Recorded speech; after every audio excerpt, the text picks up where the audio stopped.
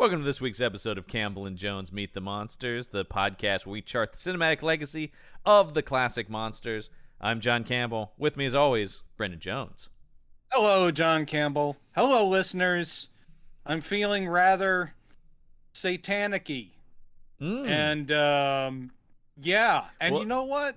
What better time to get satanic-y than 1972 in London? Well, 1973, actually, on this one. Well, the movie was filmed in 72, but yes. Yes, but takes place in 1974 because Van Helsing says 2 years ago he killed Dracula in Dracula AD 1972. So the years are all over the place in this movie. Satanic Rites of Dracula is one of, and it's sad as we are ending our Hammer run, but is one of the clearest sequels ever in our run of Hammer. Yeah. This is literally picks up where the last one pretty much left off. It does, and it has more than just Van Helsing. I was not expecting the return of Inspector Murray, but it's most welcome.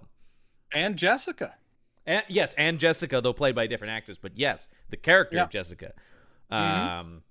This, and I'll say this right now, just as a note of her, this is the thing I was pitching when we talked in the last Dracula movie, because this is basically the pilot for the Van Helsing consulting detective show. Yeah, pretty much. And this was confirmed for me on the Blu-ray for Captain Kronos. There's a conversation about Hammer in the 70s with, I know somebody we're both big fans of, author Kim Newman. And, oh, wow. Yeah, Kim Newman and a film historian are talking. It's just the two of them for a half hour talking about. Does Kim Newman have his big, weird mustache? Oh, yes. Okay. But good. Kim Newman says, I don't understand why they made this as a movie. This was just the pilot for what should have been an awesome ITV Van Helsing show. And I'm like, exactly. I completely agree. Exactly. And this really feels like that. This feels like the double-length first episode of the Van Helsing show, and I'm here for it. I don't want to give anything away. This movie is shamed, shunted, overlooked, crapped on, and it's not great. But here's the thing. This could have been my favorite Dracula film of all time. If only it had done one thing. And you ready for this? This is the one thing it needed to do. Be better. If it had been better, this would have been because it has all these elements, which I know that you responded to, and I know that I responded to. Here's the thing: where this is my favorite of the Hammer Dracula movies, it's not my favorite Dracula movie, period. No, I know. It is my favorite of these because even though it could be a lot better, what's here I love. It has elements I love in it, and it's swinging for things that the other movies haven't. Like it's trying. Yes, the swinging for things is what I give it. I totally give it credit for, and it's exactly what you said about. And that's when I said it's like I know you have. We haven't talked about it yet. Yeah. I know that the things that you responded to were the same that I responded to. It's a comic book, and I'm all down for it. It has a motivation behind it. It has a plot. Yeah. It still doesn't serve the main character than Dracula AD 1972. Yeah. Much improved while being the sequel to it.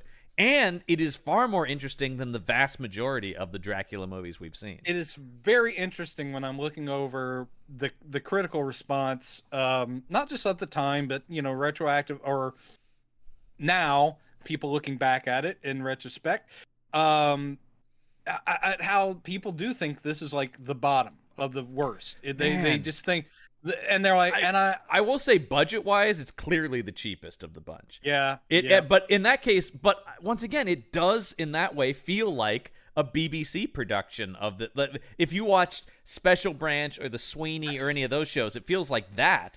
Which I love those shows. It feels like a 70s cop show. For a lot of it, on either side of the pond, it has that feel. As somebody who loves that era of cop shows, I'm on board for that. I'm with Kim Newman. I wish it was a show. I would love to have watched. I agree. 10 more of these. This does feel like if you were looking at a graph of the way the Hammer Dracula films were going, and of course it's going down with Dracula AD 72, here on the last one, and it's not the last one because we'll be talking about The Legend of the Seven Golden Vampires. Which I also love.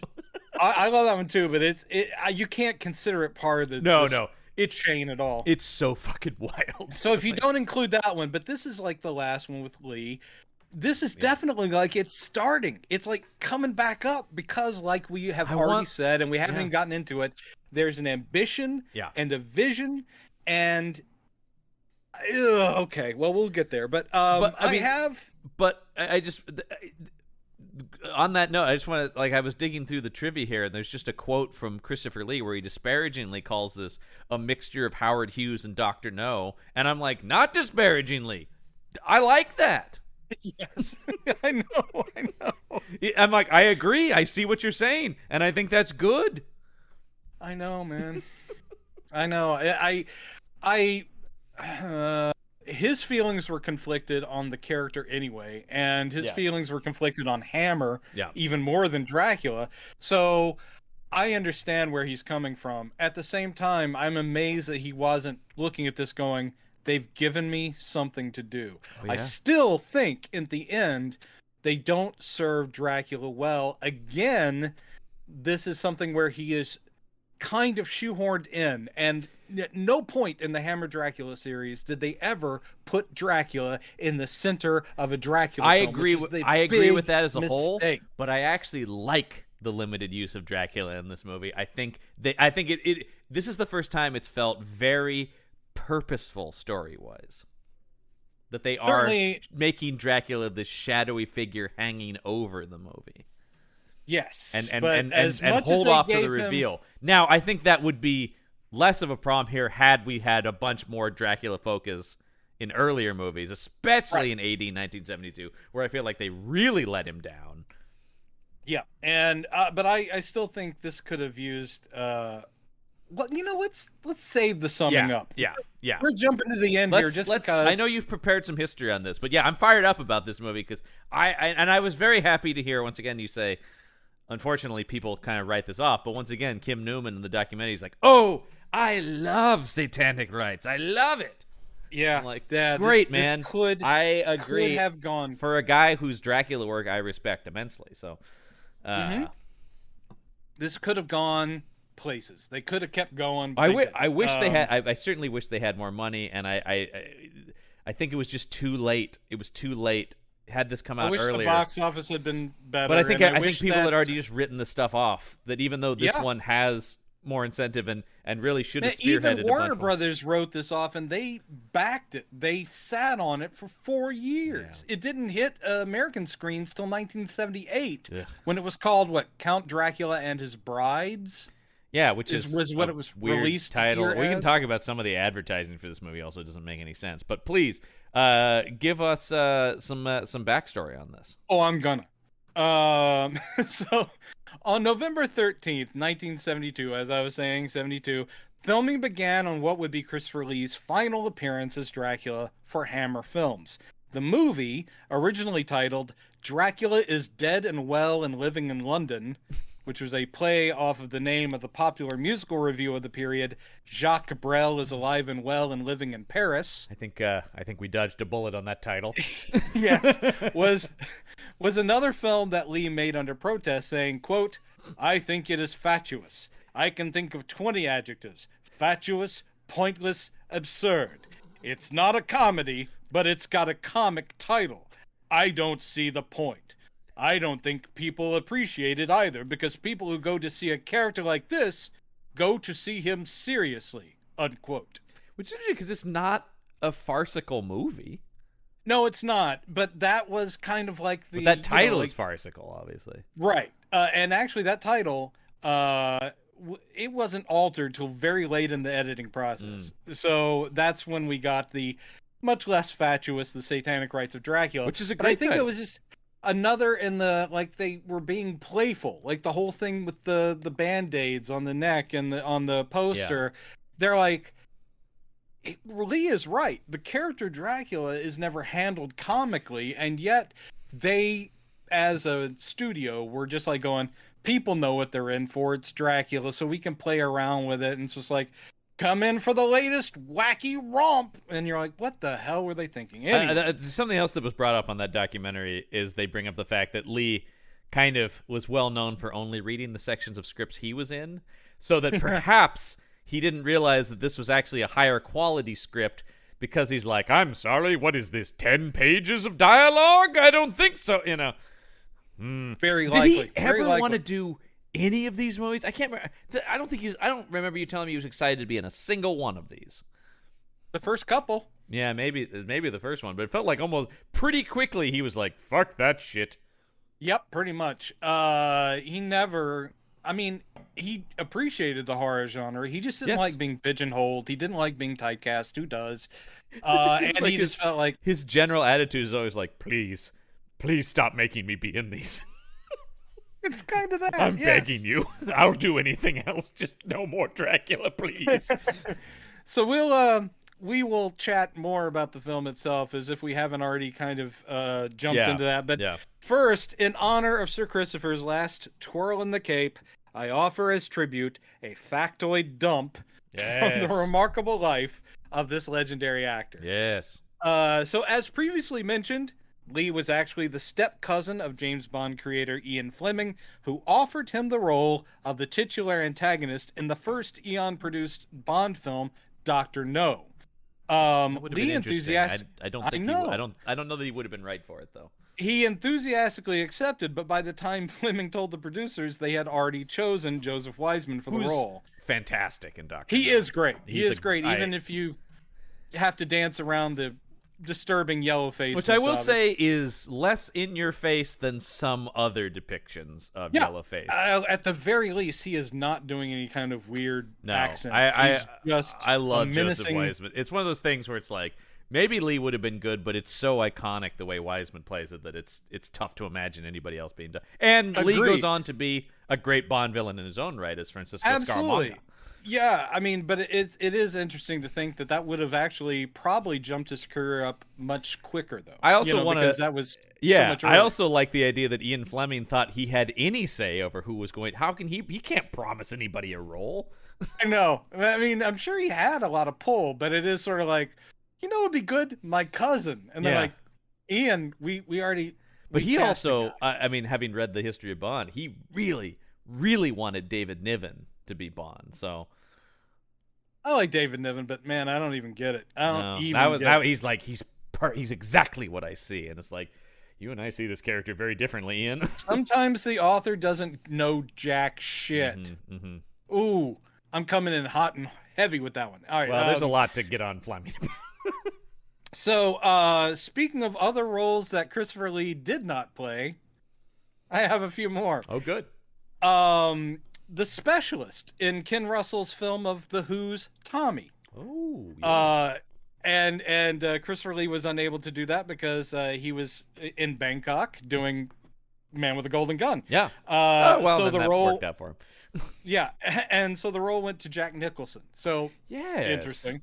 Not two actors I would ever think would ever be considered for the same part once ever. No, certainly not. And here's another good one. Christopher Lee actually turned down the role of Dr. Barry Rumack in the disaster spoof Airplane, and that went instead to Leslie Nielsen. I can't for the life of me picture that. I can. It would have been a way different energy, though. The energy would have been different, but I do think Christopher Lee, because I've seen him in comedies and I remember his SNL thing, he was very good at doing straight face. Like, he knew what was funny about it, but he doesn't. But he's such a more imposing presence than Nielsen. I think that's what I'm getting tripped up on. Something about a 6'5" man. Yeah. Just towering over Robert Hayes. But he turned that role down, and he actually said later that was a big mistake. Yeah. He was like, what a big mistake. Well, it's probably one of those things where it's like, I didn't get it at the time, Yeah, probably. And then you see the movie and you're like, I see. Oh, that would have, damn it. Yeah, I've heard a lot of actors say things like that. Yeah. Right. He was also considered for the part of Magneto in Bryan Singer's X-Men. Oh, shit. Yep. I think he was too old, but there was a time Oh my God, yeah. there was a time he would have knocked Magneto out of the park, man. Oh yeah, unbelievable. Yeah. Now this one, which I say we ended up just fine. Actually, in the case of all of these, we ended up just fine. But this one, at least, I'm just like, this one's my John Carpenter offered the role of Dr. Loomis to both Peter Cushing and Christopher Lee. I knew about this. Yeah, before Donald Pleasance took the role. Years later, Lee met Carpenter and told him that the biggest regret of his career was not taking the role of Loomis. Yeah. I mean, Donald Pleasance is indelible. I mean, I cannot imagine. Dr. Loomis is such a great character and as embodied by Donald Pleasance. Cushing could do anything. However, Cushing's intensity would have been very different. I like the Cushing because Loomis is the Van Helsing of that franchise. Right. So I get that. And Lee would have been really interesting. Lee certainly would have been more physically able to go toe-to-toe with Michael Myers, it would have felt like. Yeah, it would have felt like he could have possibly been more the protagonist, like, hero guy of actually grappling with Michael Myers. Yeah, but it's another one where it's like Pleasance is so iconic as that, he's so goddamn good in that movie. I love me some Donald Pleasance. And I love his completely unhinged performance in Halloween 2 as well. Oh my God. Where in the span of a couple hours from when we last saw him, Loomis has totally lost his mind. He's gone very far around the bend. Waving guns around at kids and screaming. Jesus. So now that's about a lot of films he didn't make. Yes. And here's my glass half full entry. Lee, as we've talked about before, and most people know, he was a lifelong fan of the works of J.R.R. Tolkien. Yes. And had for years dreamed of playing the wizard Gandalf. But by the time Peter Jackson tackled The Lord of the Rings, Lee was just simply too old for the part, which had a lot of running and horseback riding and all that kind of stuff. And he lost another role to Ian McKellen. That's right. So that role instead went to the guy who got the part of Magneto, his rival, Sir Ian McKellen. Once Lee again, did get tough to play. Imagine anyone other than McKellen as. Oh my God! I mean, when you hear about like Sean Connery being considered for, you're like, that would have been weird. McKellen owned it. You shall not pass. He owned it in the very important ways, because Gandalf has to be powerful, but he also has to be this caring, sensitive, wonderful guy, mysterious. Yeah, there's a lot of shades to. He plays Gandalf. Every level of that character beautifully. Oh my God! I mean, that's not outside on a limb by any stretch. Lee did get to play corrupted rival wizard Saruman in the trilogy. He's awesome. He's awesome in it, making him the only person connected to those films who had actually met Tolkien. Yes. So I do love that that's like a 1 degree of separation where they're like, man, that guy actually met the dude who created these characters. The late career resurgence of Lee is one of my favorite things.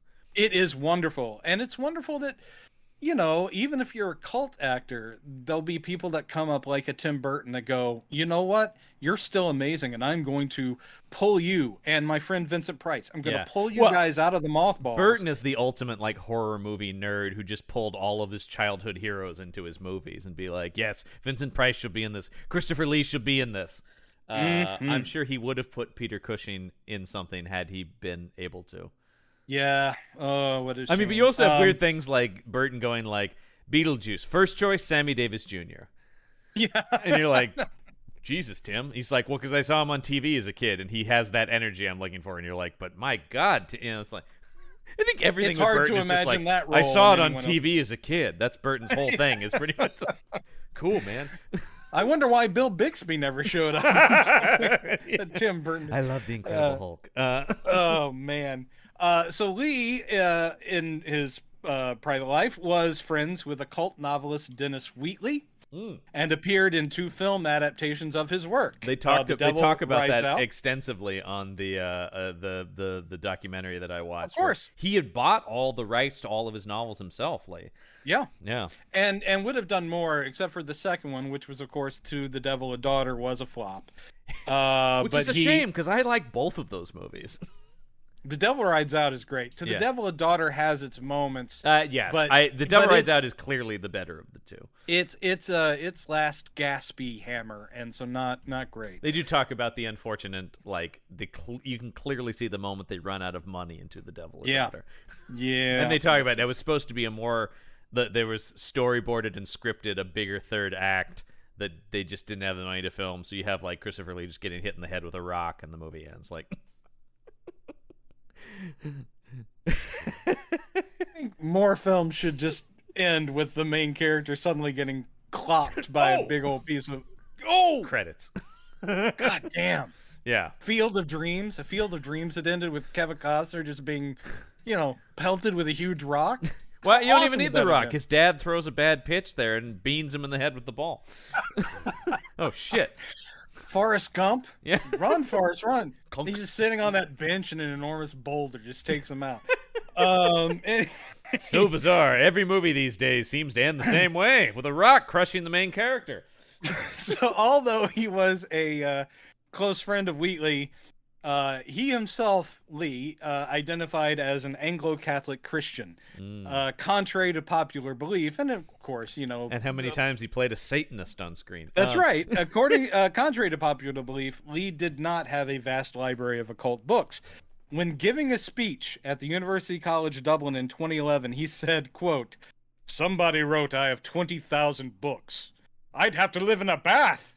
I don't know what that means. I have maybe 4 or 5 occult books." He further admonished the students against occult practices, warning them that he had met people who claimed to be Satanists, who claimed to be involved with black magic. However, he himself had certainly never been involved, and he said, quote, "I warn all of you, never, never, never get involved. You will not only lose your mind, you'll lose your soul." Oh, shit. I just love him like going, dude, the occult is real. Stay away from it. It's bad business. Thanks, Chris. To be fair, he's really on brand. Like, he's delivering what you want out of a Christopher Lee speech when he says that. Yeah. To hear him telling me to stay away from Satan. Soul. That's what I want. Now, that being said, he did enjoy playing up his rep as a Dark Lord of Evil and was sought out as a guest vocalist by many heavy metal bands. Oh yes.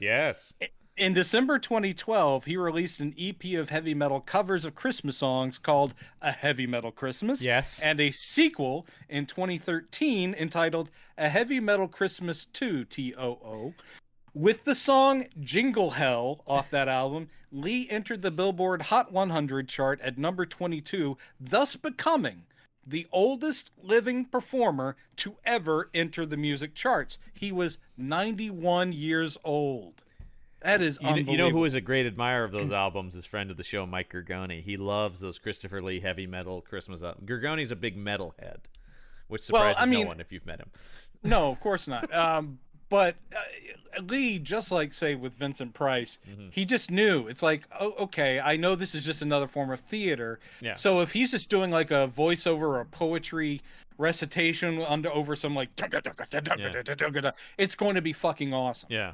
Look, whatever your kids want, all right? And I'm just, to do anything at 91 other than take a nap and eat fruit cups. The man, he worked all the way up to the end. He did, and needed to. He always said, it's like, this is my life. This is what I do. Which I have immense respect for people who are just like, the acting is the thrill. It's not the money. It's not the fame. It is just, I love doing this. Now, sadly, that of course leads me to Lee died of heart failure in June 2015, shortly after celebrating his 93rd birthday with his wife of 54 years, Danish painter and former model Birgit Kronke, by his side. I mean, the man lived about as good a life as you can, really.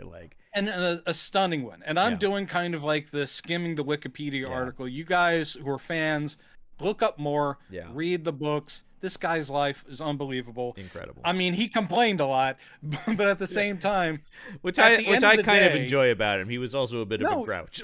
He was a grouch and kind of cranky, but he still was respected, loved, and worked. Yeah, and just all the way through. I mean, they talk about just a professional through and through. Both he and Cushing, they did the work. They took it seriously.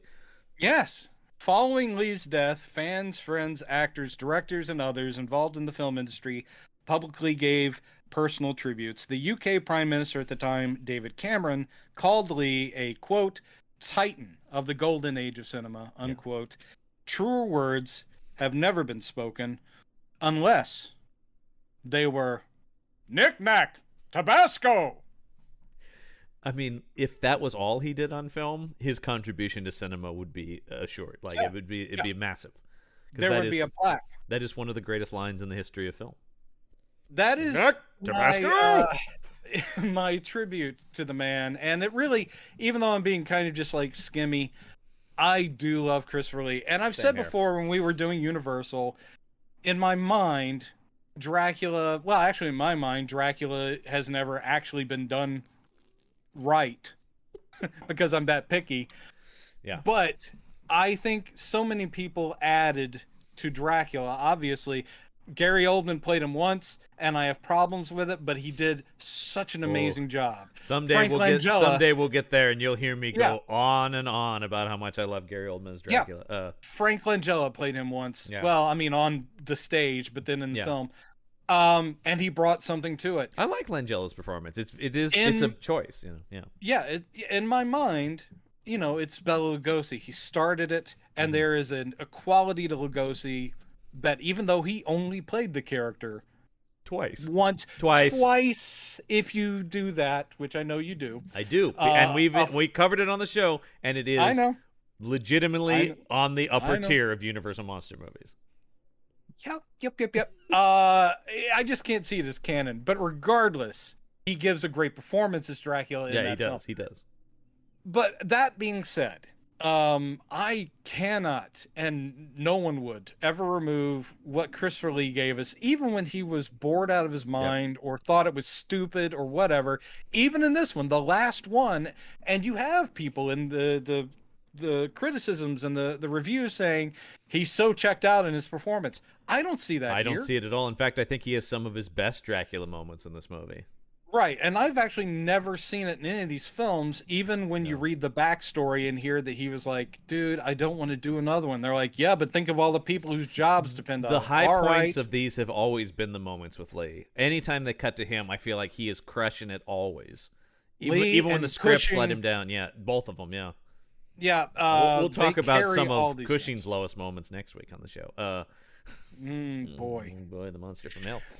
If we have to get over that bump to get to some Seven Golden Vampires. I'm glad we're finishing with that one. Yeah, I don't want to watch this one next week. I don't want. It's been a long time since I've seen it, but I do not have fond memories. We love us some Christopher Lee. Yes, so we do. Why don't we jump in and talk about his last go around? Well, we probably should talk about the poster real quick, though. God damn it, John! I'm out. Last one I do. Because this poster is interesting. Yeah, it's not good. It is not good. I don't really know what movie they're selling me here. This one is not this movie. The one they're showing, I don't think was the. This is like the. Because of the shape of it, I don't think this was the standard poster. Let me see. This is one of those longer lobby type posters because it's like extremely tall. I don't know if it's really the only one they have here though for it that's at any kind of quality we can see. Because then they have a lot of DVD covers and stuff like that. It seems like this is whatever the main poster was similar in design to this though. I feel like. To some extent, but anyway, we have basically 3 panels here. Going 3 tiers. Yeah, going down vertically. The first one is a purple background. The left corner of it is primarily taken up with a black and white photo of a smiling Dracula. He's grimacing with the fangs showing, but it does look almost like he's going. I'm back, baby! And his hair's very bushy, as it is in this movie. It's very 1973. Yes. Dracula's up with the fashions. Hells yeah. And it just says in pretty simple lettering, but kind of turned askew, the Satanic Rites of Dracula. Yeah, they didn't do anything with this font No, or it's this not lettering. it's not a horror kind of font. It's not the sort No, of it's a very creepy 70s font. Hey It's a 70s man, it's font. like, hey man, Satanic Rites of Dracula. It's coming to Yeah. town. Uh, Purple, black and white photo, red text, yeah. blah. A Then Hammer Film production. the center, the biggest panel on this is this sort of it's colored, but it's not the color in the movie. It's that sort of it's almost that like when something's colorized look, like a black and white photo that they colored. Yes, that's what I think they did. I think they Because it's got literally that painted weird on top skin of tone that colorization has. Yeah, I think they just painted on top of a black and white photo. Yeah. And it looks like they also like kind of just added because it looks very brushwork the robes on these women. Because it's 3 vampire women chained up, sort of writhing around on the ground. This must be the point when Murray turns the water on them, right? Yeah, exactly. And I mean, we see them in those chains in that basement, but it looks like they're particular dying pose is it looks like it's when they were getting showered on. Which is both of these are weird, but nothing is weirder than what they choose to put at the bottom of this poster. I mean, it does fit what happens in the movie. It does, but the fact that it's just a drawing jammed into this poster. Yeah, the bottom panel is just white, and then like a comic book illustration or comic strip illustration of a guy who we don't even know who it is running from another guy who's one of the cool villain dudes on a motorcycle with a gun. Vests. Yeah, he's on a motorcycle and he's shooting at him. Yeah, and he's riding the motorcycle away from the big country house, and then on the like other side is a Rolls Royce to the left of them. And that's what this picture is. Yeah. And it says, tell us what it says, John. It says, evil begets evil on the Sabbath of the undead, which is pretty cool. I like that tagline. Pretty cool. And also is directly from the movie. Yep. But it's just, again, crooked, boring font. Yeah. Just black letters hanging in the I gotta middle say, of if I white saw nothing. this poster, aside from going like, oh yeah, it's Dracula, I don't know what this movie's gonna be. No, this doesn't tell you anything other than another Dracula movie and what's going on down here. Which is pretty cool. There is like a fan painted poster amongst the IMDb photos here that I think is pretty cool. I haven't gotten there That's yet. got like the flames and a big picture of Christopher Lee in it with Cushing behind him and the women and one vampire woman being staked. Have you seen the terrible American release poster that's on there? Where it says Count Dracula and his vampire bride? Let's see, where is that one? Is that the one where he's carrying her? Yeah. Yeah. That is awful. That one is terrible. Oh yeah. It's awful. Christopher Lee painted, barely recognizable as Christopher Lee. Oh, not even close. Painted to look like Bela Lugosi's Dracula, complete with the Bela Lugosi cloak and the tuxedo. Yeah. And he's holding a half-naked lady that has a stake in her chest, and there's a levitating cross and flames. You're like, what and there's just the a hell am I bat looking that's at? hanging out over in the corner. And it says, the king of the undead marries the queen of the zombies. What the hell does that mean? That's not from the movie at all. That means nothing. That has nothing to do with it. Unbelievable. I do like that Christopher Lee and Peter Cushing are credited as the masters of menace. Sure, I'll go with that. Yeah, I like that. I don't know what this is because at the bottom it saes a Dynamite Entertainment. There's no like credits or anything on it, so I have no idea. Dynamite was the distributor that picked it up in '78. Gotcha. Because again, this lacks Warner Brothers, all the polish of a studio print. Right. Yeah. Warner Brothers basically dumped it, and Dynamite was like, dude, that never got released here. We can make a few bucks, and they released it. Well, that's probably why it's also been in the public domain forever, because there's tons of like public domain DVD and VHS releases that have come out over the years of this thing. And sometimes it's Count Dracula and his vampire bride. Exactly. Sometimes it's Count Dracula and his vampire brides. It's like you could call it whatever you want. I will say Satanic Warner Brothers Rites of Dracula and his brides. Warner Brothers does now have a cleaned up, restored Blu-ray that they've released of it, so you can get this in a nice quality. That's out there. I'm happy to hear. I mean, the movie is going to look as good as it's going to look because clearly, once again, the budget was limited on this. But it is a if it were a TV movie, you'd say that was a handsomely produced TV movie. Mm-hmm. But as a feature film, you go, oh, they didn't have much money, did they? Let me read you two other taglines here. Bring them. There's one that is just, there is no hope left, ... Man.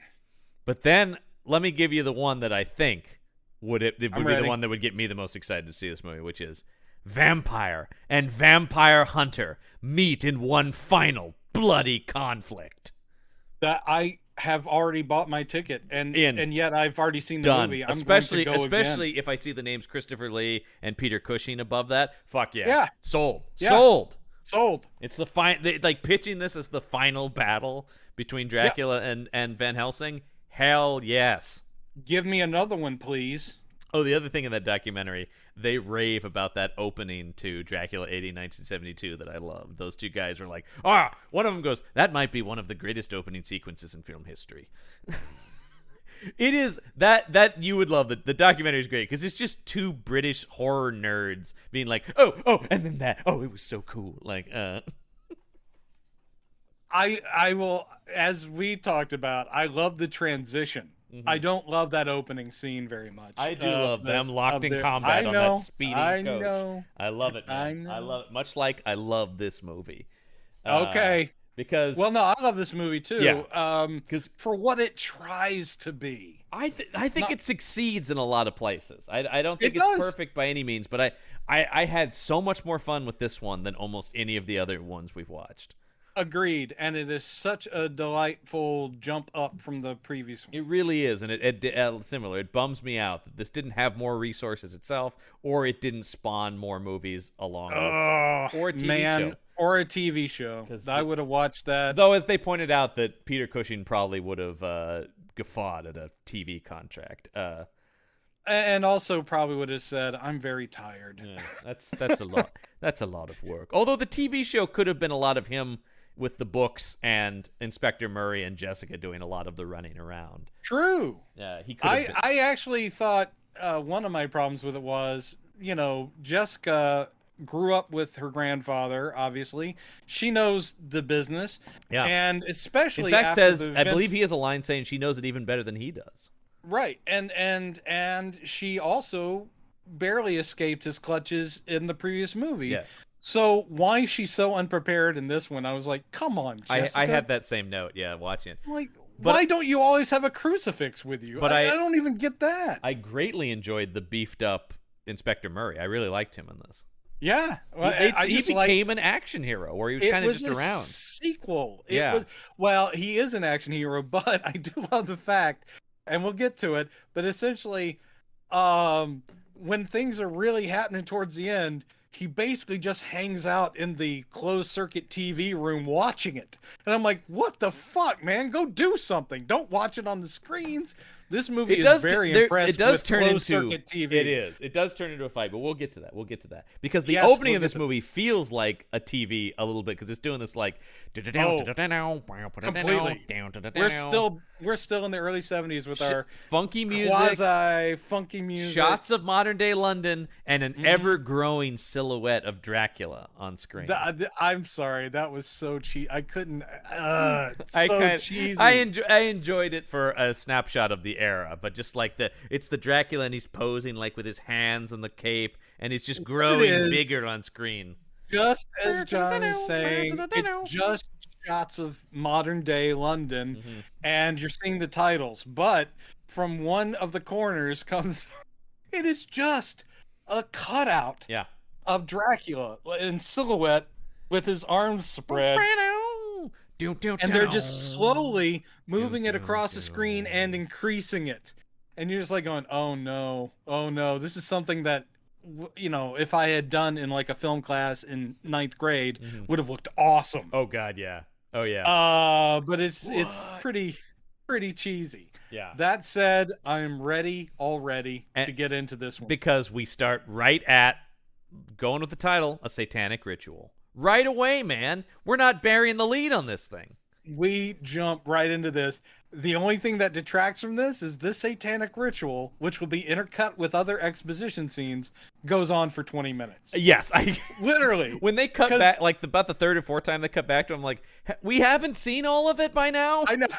I know. What else is there to cover? And also, it doesn't really go anywhere different than where you think it's going. No, it doesn't. I mean, the only surprise is, as the cops or whatever they're supposed to be, because they're a special unit, but as they're going through the dossiers of the people involved, I mean, that's a pretty cool device. Is they're going, is that guy? Yes, that's that important rich guy. This is the stuff I love. Back to that person. Yeah, and they cut back to that person in the. And I love this whole opening dossier sequence because it's very Bondian and very like, well, we've recovered evidence of some nefarious deeds about. I think you could have gotten all of this across using the exact same technique, but you could have trimmed this just way This the fuck also down. might be the longest nude scene of a Hammer movie, because this woman is fully nude for all of this. Right. There's the Satanic Ritual has a bunch of men in robes. They're in black robes. Yeah. Or no, are they white robes? No, it's black with red trim on them. Like right. Yeah. And so there's classic Dracula colors. Exactly. The women that are present who seem to be running the show are in red robes. Yes. And this is a very decked red out with black. It's basically just the reverse. Nicely done. Yeah. And this is a pretty fancy looking, like upper crusty rich guy Satanic Ritual. They have this gorgeous embossed table with the seal of Satan on it, the upside down pentacle, and this cost somebody some money. Yeah. So anyway, on an altar, sacrificial altar, is a woman under a sheet. What I thought was funny about this is, obviously, the woman who's running the ceremony is a first. We have an Asian character in one of the Hammer, Dracula films. It is an unfortunate, dragon lady from the East kind of depiction. She's satanic Chinese, leader. But I did think, is this the beginnings of Legend of the Seven Golden Vampires? Are we seeing the threads of it start here? Ooh, I like that, but that's probably not it. I mean, that wasn't the plan. One can, in retrospect, make it about that. She's doing the ceremony. There's a live chick in there who's gonna end up it's all your classic satanic stuff here. But when they pulled the sheet down off the sacrificial victim, who was a woman who is nude and is part of the ceremony, I just laughed. When they pulled the sheet down, she has a look on her face like, oh, where am I? Later on, we find out that she's very much in on this. I mean, she's like, they have this whole thing. It's all choreographed because they're all vampire women, we find out. But yeah, the look on her face is like, oh, I was having a nap under here. Are there people here? But anyway, she is, as John points out, she is completely nude. Yeah.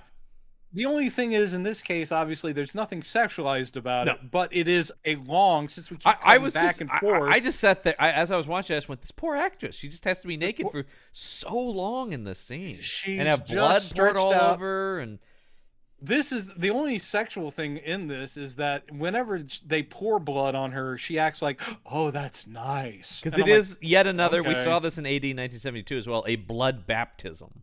Yes. So, but it seems to have an almost orgasmic effect. I'm like, wouldn't it just feel like warm? I mean, the last girl flipped the fuck out when it happened to her, so. She sure did, This girl's man. like, ooh, yeah. She's like, I'm digging it. Yeah. So there's a satanic ritual going on, and we keep cutting to a control room. Yeah. In the same building, we think. And like a guy who's just sort of flipping switches and watching making sure everything's looking all right, and is reading a comic or a magazine. Mm-hmm. He's sitting there with his feet up on the desk going, doop, doop, doop. I do love, we don't ever find anything about who these henchmen are, but they're not satanic in any way. They're just sort of like hired help. I have a feeling they're part of the cult. But just the way they're presented is just like, hey, clocking in 9 to 5 on this.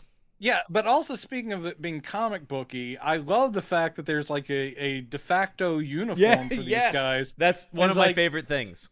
you know somebody's evil if they're wearing a sheepskin vest. Yeah.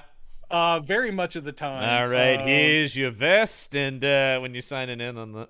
They're hippie Here's your dudes vest. I see your motorcycle license is good to go, so... Yeah, they're all perfect. motorcycle driving assassins who wear sheepskin vests. I love this. This is one of the things I love about this movie, though, is like that aspect of it. These movies needed to have more fun like this, because when they got over, and this is not to say they're not taking it seriously, but when they got overly self-serious a lot of the time, or would lean into these idea that you care about the character drama of young lovers, it's like, no, have costumed henchmen, make it fun, make it James Bondian a little bit or something like that, or befitting movies of that era. These are clearly slightly henchmen. tongue-in-cheek, slightly campy, not acknowledging that in a way, but yeah, make it larger than life. There's a few moments in this where, I mean, clearly what they're trying to do is just instill a sense of what's going on here. Yes. Because of the fact that you keep cutting to this control room. Which I liked that. I thought that was good, because that rarely happens in these movies. But you're sitting there thinking, or at least you might be thinking, it's like, so is this staged?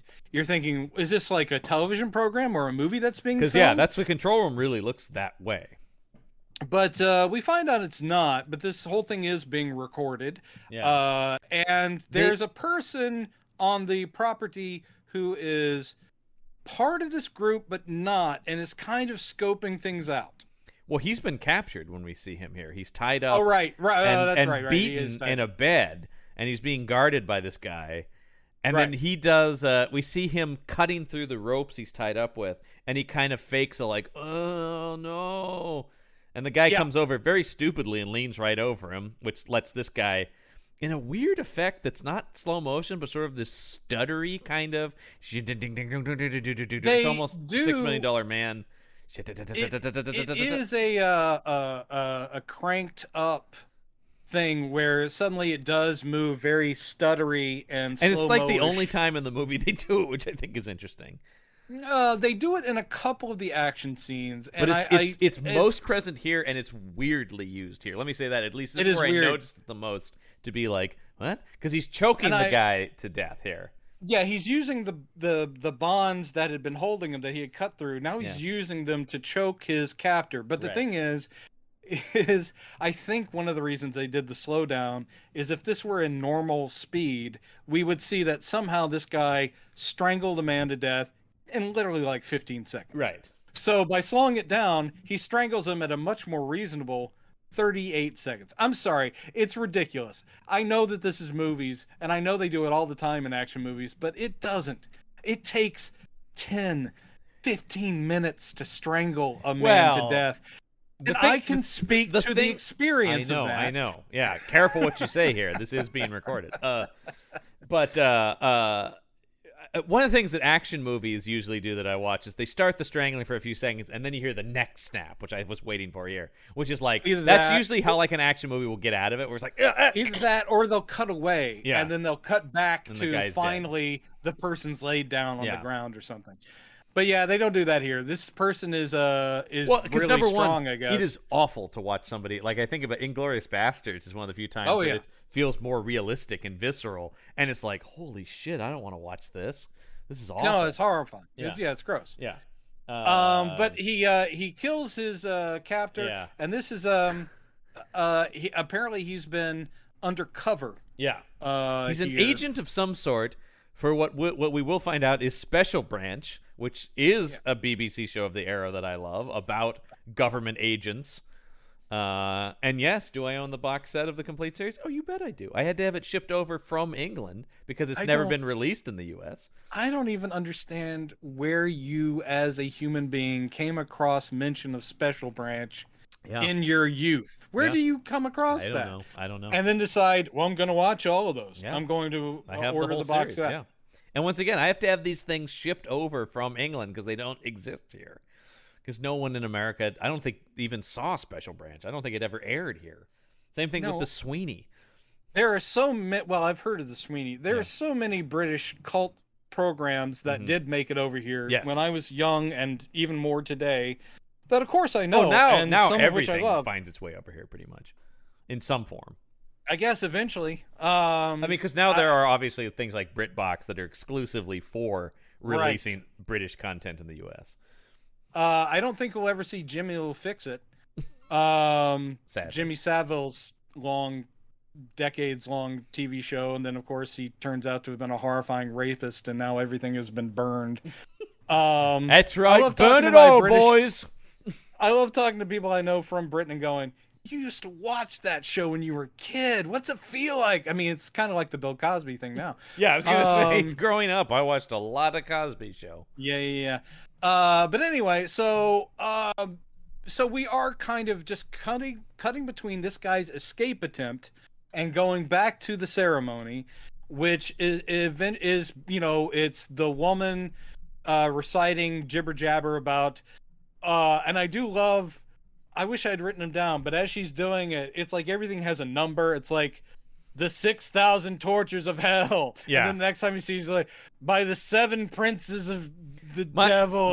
My favorite still from any of these, and I don't remember which one it is, it's a Ralph Bates line, though, which is a bacchanal with Beelzebub. Yeah, that's good. I love that. It's not quite Johnny Alucard saying, dig the music, babies. Well, no, that just... I just love the alliteration of bacchanal with Beelzebub. Yeah, absolutely. But yeah, she's doing all that, and then we're cutting back to Mr. Guy trying to get out of this place because he gets out onto the grounds of the place. Right. And then these guys in their sheep vests get on motorcycles and start pursuing him. And I'm like, I don't know what's happening in this movie, but I'm on board. It is very 70s TV. It is. It's very like which I find music. Very exciting. I find this stuff very exciting. Trying to get into the woods, but he's being cut off, and there's fences and gates and people, and then the people on the motorcycles also have guns, and you're like, oh, this guy can't escape. I know. I'm like, this feels like the beginning of an episode of Special Branch. And then he does get out of the place, and these guys get shot by a gun that comes out of a car to pick this guy up. So I'm like, okay, so now there's warring factions who are shooting each other involved. Apparently someone has got this guy's back. The guy is trying to escape. For a second, I thought, is this Cushing? I thought so too. Yeah. But someone is But that would be out of character for him to like gun someone down that's not a vampire. It still would have been badass. It would have been cool as hell. But it would have been like, wow, he's changed since last we saw him. But there's a sniper in a nice car who's picking off the dudes in the sheepskin vest. Yeah. And one guy gets shot off of his motorcycle, which I love. Yeah, I know. Good stuff. Yeah. And so our captive escapes, though he is horribly wounded. Yes.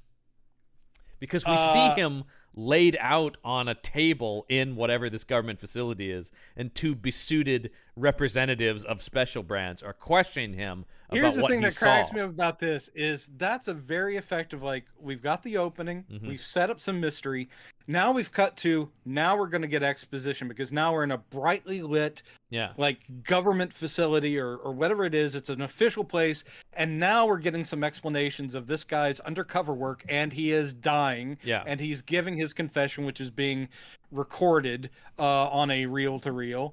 And I'm like going, yeah, so we've definitely jumped ahead. No, we haven't.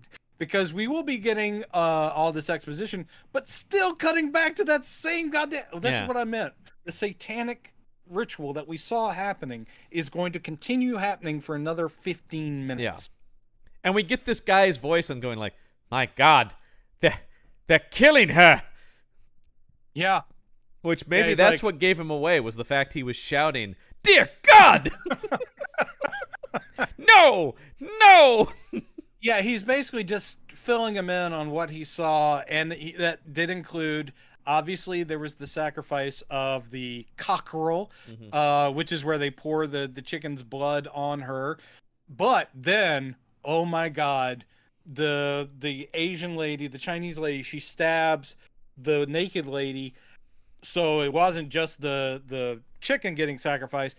So she's got a dagger in the gut. Surprisingly, she sits back up. They pull the dagger out. Back up. She sits up and smiles at them. And then we see the wound close. And he's like, what's this? She's not dead. and essentially, why is that one guy yelling stuff into his watch? Well, yeah, that's also a little bit of the kind of cool special branch stuff, is that the photos that were taken and the audio is all being recorded very Dick Tracy style on this guy's watch. Snap, snap. Yeah. Ha! Ha! But just the idea of him talking into his watch going like, my God, the butchery in front of me! They're stabbing her! What? Why are you all looking at me? They're looking at me suspiciously. The Chinese lady is like going, this is what happens when you give yourself over to the Dark Lord, is that death is no obstacle or some kind of thing like that. It's basically like she's selling them on like, these are the powers you'll have.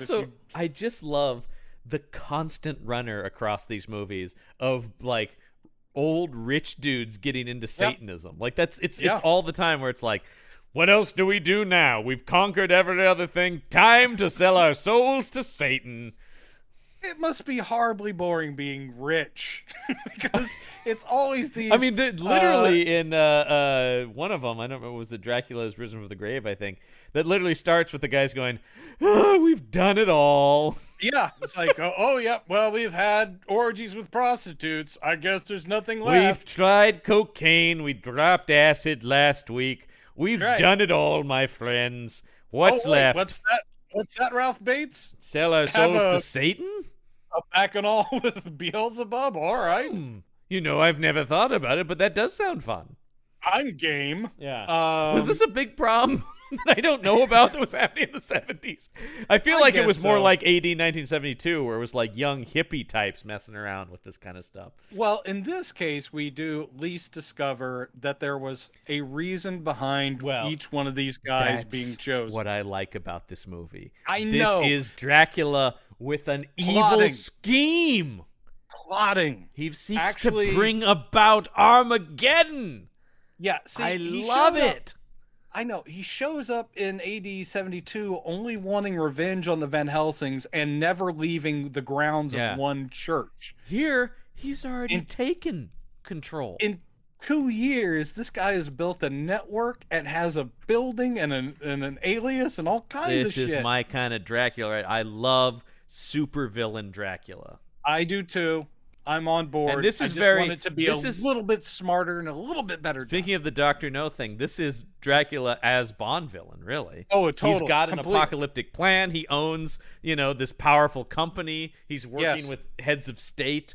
I love it, man. And the whole... I know. There's even like a Bond villain tete-a-tete between him and Van Helsing in here. Which I both loved and hated. We'll get to it. All right. I loved and hated it. So the guy ends up dying from his wounds.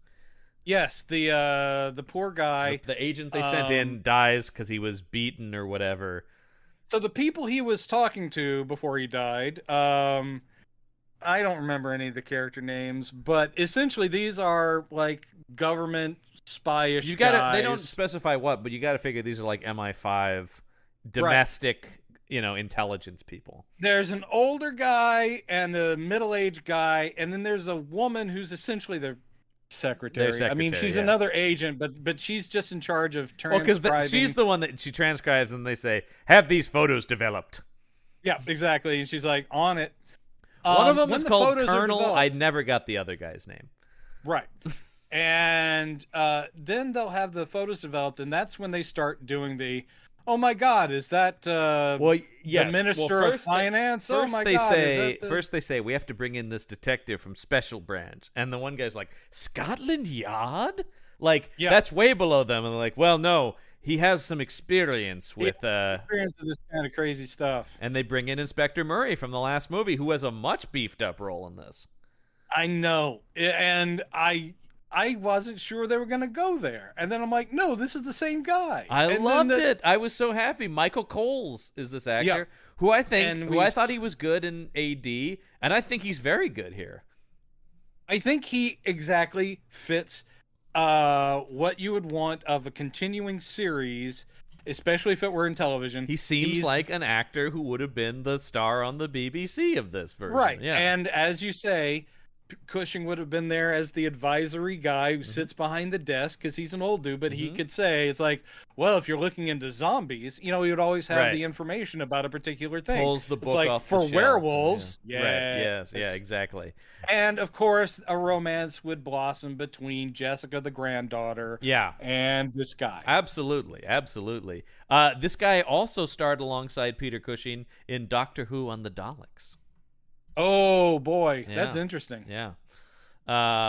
So they bring him in and they give him the rundown on, we've been investigating this satanic cult and we're not quite sure what they're up to, but here's where things get interesting. And yes, they show the pictures of this man here is a noted professor.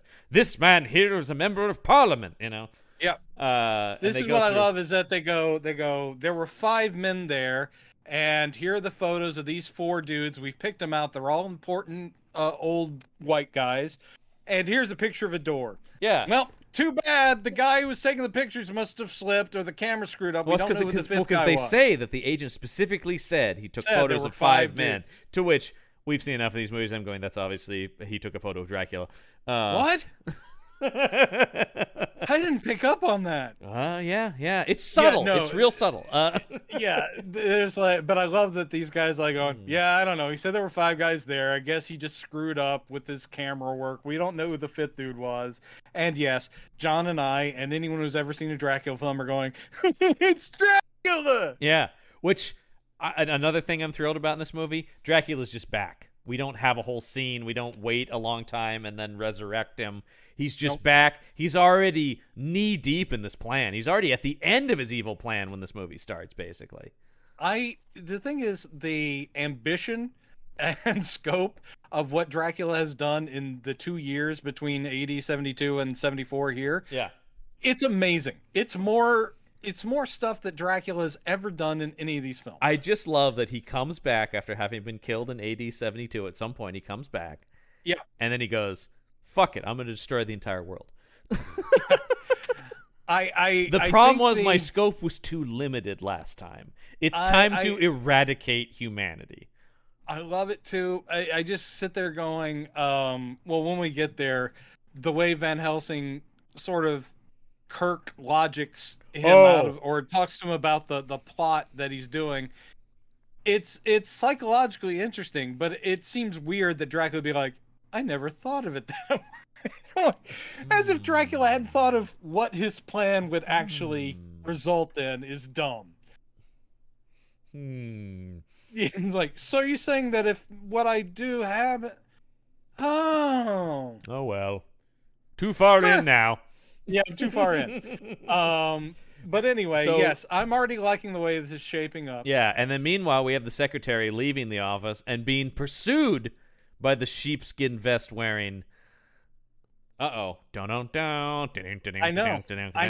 She's just in her little car and she's trying to escape these dudes on their motorcycles. She goes down a dead end street. Yeah. Oh, I could have told her not to do that. Oh no, a dead end.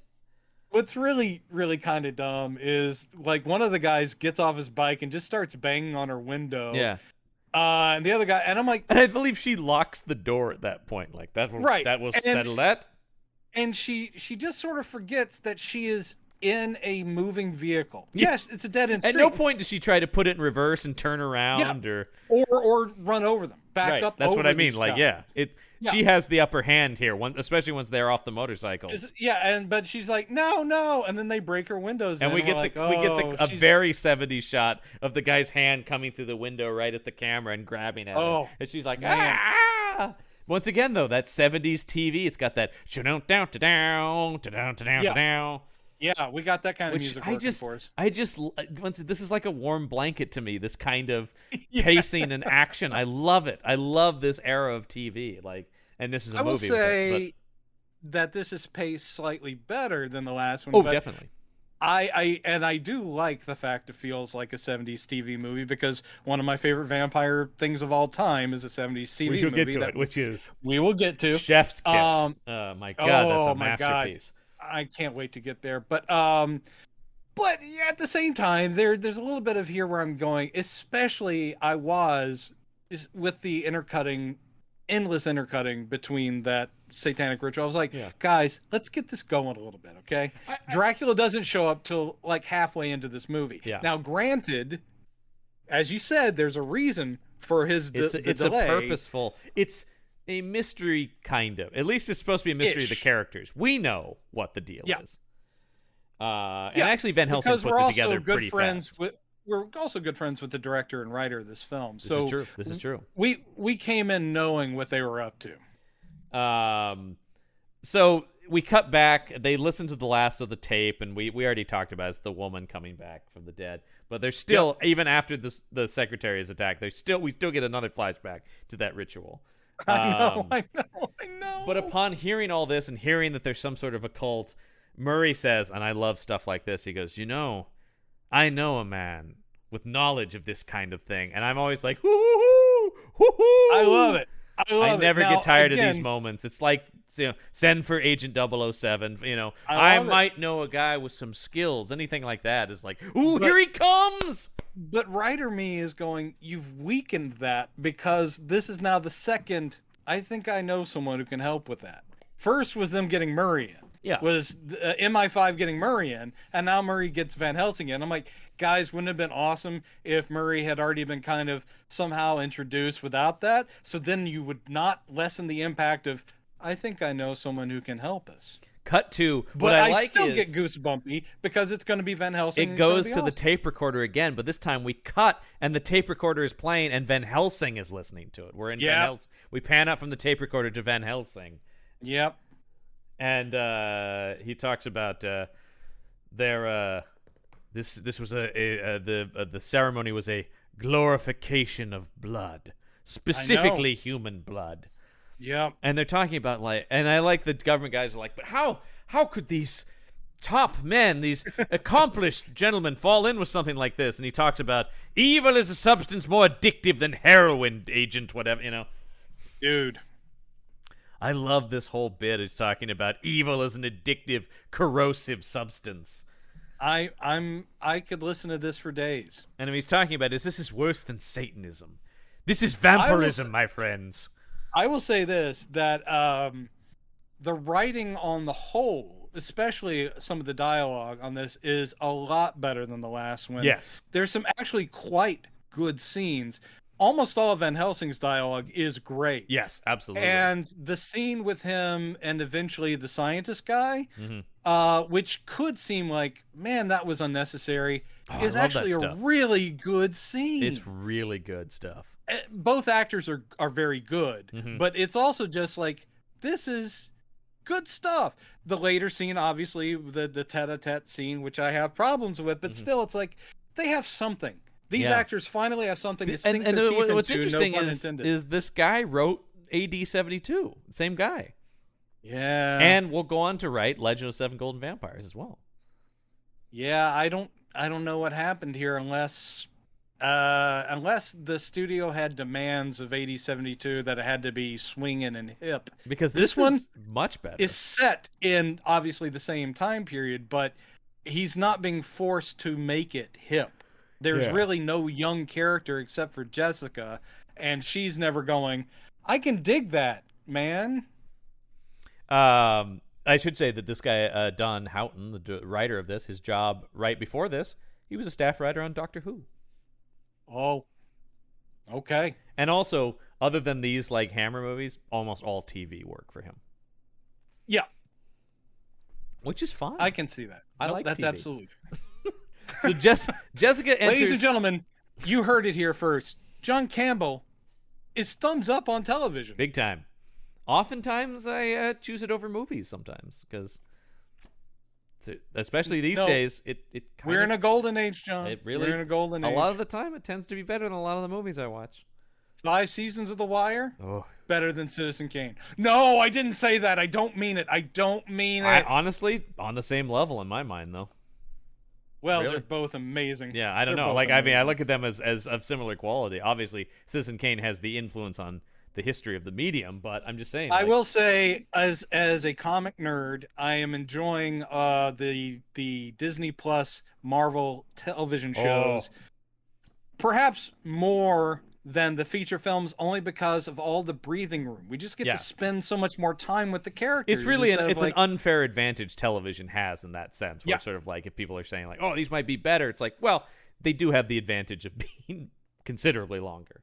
The movies will be maybe 2.5 hours of spectacle and they'll be awesome, but I just feel that the television shows are richer because we get to actually know these people. So but anyway, Jessica enters with a tray of tea, and I like everybody shuts up, and he goes, no, you can keep talking. She's studied everything I have and is just as smart as I am about all this. And he says she's a true scientist. Yeah.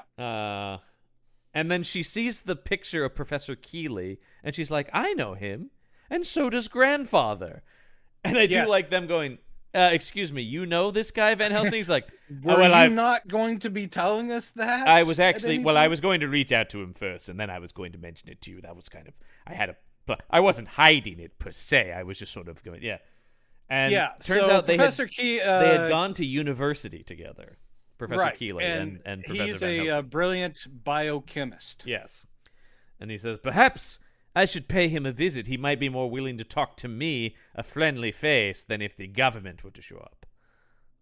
I would talk to a Van Helsing friendly face before I would most of these other people. And they all agree. All the agents and stuff go, yes, that does make sense. So we cut to him going to see Professor Keeley, who we also see there's a henchman that's following Van Helsing and watches him go into the building. Man, if only maybe the undercover guy who died at the beginning, if he'd only said, beware the sheepskin vest. And so then they just immediately start shooting anyone in those vests on sight. Or just Van Helsing's like going, I think I'm being tailed, and then is able to evade the guy in the sheepskin vest. It is the problem of the henchman uniforms. That is the downside, is the instant recognizability. I like the branding. I also say it's smart that the henchman uniform would be something that was of the time. That was very popular. It's true. You saw a lot of dudes wearing those, and women. Yes. Sheepskin vests. Why do I want to associate it with Herman's Hermits for some reason? Well, I think it was. I know that Sonny Bono used to wear them a lot. Sonny Bono, absolutely. But for some reason, there's an image of Herman's Hermits playing in my head, and they're wearing those. I don't know where that came from. To be fair, you have an image of Herman's Hermits playing in your head almost all the time. How could I not? Mrs. Brown, you've got a lovely daughter. That's on a loop in my head all the time. I'm Henry the Eighth, I am. Well, I have that in my head primarily because when that movie Mrs. Brown with Judi Dench came out, like in the late 90s, my father incessantly went, Mrs. Brown, you have a lovely daughter. To this day, I don't know what that movie's about. I just assume it's about Mrs. Brown's lovely daughter because my father refused to stop every time the trailer, the poster, anything came our way. John, it's about Queen Victoria. Yes. Just thought you should know. Yeah. It's not a movie I would watch. Let me say that. Look, I have immense respect for Judi Dench. She was M. She was a wonderful M. She was. But he goes in, and I gotta say, right off the bat, Keeley is like, what? That's nothing. I wasn't doing anything. What's this? Van Helsing, you must go. It is. That is the note it starts and ends on. But I will say, he is immediately just like, holy shit! No, I wasn't. I don't know. What it comes across as is less than instant. Like, what? I'm not guilty. It's more like he's just gone around the bend. Yes. And this actor does a really good job with this part. He does, and his whole thing is like, Van Helsing, you've come at the absolute worst time. I really don't have time for this. I'm terribly sorry, but you'll have to go. Essentially, Van Helsing is like, well, that's a shame, and is walking around being very, very calm. He is. But he's also looking at the Petri dishes. He's looking at, paperwork, and he's putting it all together. I mean, basically, also, the guy he is like, doesn't have to say anything. I haven't even asked a question yet, man, and you're already, sweating. So something's off. You don't have to be a keen detective to figure out something might not be right with this guy. We find out essentially that that his old friend, the brilliant biochemist, has basically on commission created a new form of bubonic plague. Which I love Van Helsing is able to put together from looking at Petri dishes and reading a few pieces of paper. And he's like, my God. My God, this is a much more virulent strain than the bubonic plague, a new Black Death. And he's like, and you've done it basically right here in your apartment. And he's like, yes, and he goes, he explains it as in, this is 100 times worse than the Black Plague, and it transfers by touch, which I will have a problem with. We'll talk about it at the end of the movie. But anyway, this is what he's done, and he's like going, this is horrendous what you've created. He's like, oh yes, well, Dude, by the way, is your problem that they didn't use that sound from the Star Trek episode The Naked Time when people touch with the plague and it goes yeah, that wasn't that's what I always think of anything transferred by touch. I was only upset that at no point did anyone strip down to their pants and dance around with a rapier sword. Mm-hmm. I was upset nobody said his only regret in life is he wasn't born an Irishman. Yeah, I was only upset that at no point did an android say that he has perfect functions. That he. Ooh, very nice. That's right. But you also pulled it to the sequel episode, The Naked Now, from Next Generation. The second episode of the series. That was the second episode of Next Generation. Tasha Yar got busy with Data. And it's a thing they did not forget about. It is referenced numerous times throughout that series. Happened. I've written a lot of fan fiction about it and done some very poor drawings of it. I was going to say, I've seen some drawings out there for sure. I know, you've been to my Tumblr. Yeah. It's mostly that. Mostly that one scene over and over. When she has people chime in and going, just that cut out midriff nightie on. That's right. Yeah. Thanks for taking me back there, 1987. Lest we forget, Data got some. He got some. So meanwhile, sorry about cutting back and forth. We cut to the secretary who's been kidnapped, and she's in this room looking disheveled, and she wakes up, not knowing what's going on, and then a door opens, and what's this? It's just fucking Dracula pops into this movie. I was like, whoa, there he is.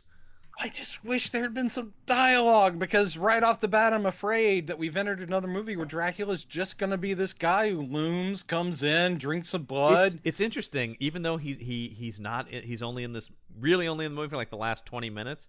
Yeah. I think he has the most dialogue he's ever had in any of these in this one. Yeah, because when we finally get there, they give him stuff to say. He's a chatty Dracula in this one. He's a chatty Dracula who even apparently is an expert at accents. We'll get there. Oh, I do love the accent. And I thought, is Glee just decided to change his performance entirely and give him an accent? No. Yeah, we'll talk about it when we get there. But yeah, he basically just comes in. Hypnotizes the woman. Yep. He does I've got my hand on your face, it's kind of tender, and then I'm going for the blood. Mm-hmm. Bites her, and that's the scene. Because then we cut to, it clearly, Van Helsing's been at Keeley's for a while, because Keeley is now like, well, honestly, if you think about it, Van Helsing, evil does always win. That's science. And I love this descent into like, evil is the more powerful force. Yeah. And Van Helsing's like, oh, get a hold of yourself, man. Because as this guy starts ranting and raving, and this grows more insane, this monologue about evil and chaos, you gotta love Cushing just slapping this dude around at a certain point. It's pretty great. It's a whole, like, get a hold of yourself kind of thing. Mm-hmm. But then, what's this? The henchman in the sheepskin vest enters and shoots Van Helsing in the head. Well, grazes him. It's pretty nuts. Yeah. Yeah. But the guy just walks in and goes bang. And speaking of as a TV show, has there ever been a better act break to go to commercial on? Van Helsing's been shot! I can't think of one. Now, the guy playing this this scientist, Keeley, is the great Freddie Jones, British character actor. Yes. We've talked about him before. Yes. He was in Dune. He was in Elephant Man. A guy you've seen in many things, even if you don't know his name. Oh, yeah. Yeah. You'd Very recognize him. So yeah. He did a lot of comedy stuff, but he had the chops, because here It's kind of hokey. I'm the crazy scientist. But he plays the fuck out of this one scene. And then, of course, when Van Helsing awakens, or the next time that we're in that place, sadly, Keeley is hanging. Yes, because Van Helsing awakens, to find he's been hanged. He's been hanged. Meant to look like a suicide, I'm presuming, but of course we know he has been hanged, as does Van Helsing. He has been silenced. And, of course, the virulent strains of bubonic plague are gone. Yes. He does make the mistake. I will say he is insane, but he does make the mistake of saying to the guy in the sheepskin vest, "My work is done." Oh, it's one of my favorite things. I'm totally finished. It's one of my favorite things in movies is no when reason to keep me around. You have been paid to develop a weapon or something, or betray something, or give somebody access to something. And it's usually like, all right, I've done my work. Where's my payment? And I'm like, they're terrorists or killers or monsters or whatever. They just shoot the guy in the head always, like, or something like this, where it's always like, why would they pay you? Dr. Erskine had the super soldier serum only in his head, and then he successfully does it, gets offed by a Nazi spy. Yeah. There goes the super soldier serum. That was a mistake. You didn't write it down somewhere? Come on. It's just nuts. Yeah. And then it basically ruins the rest of the history of the Marvel Universe as people try to replicate it.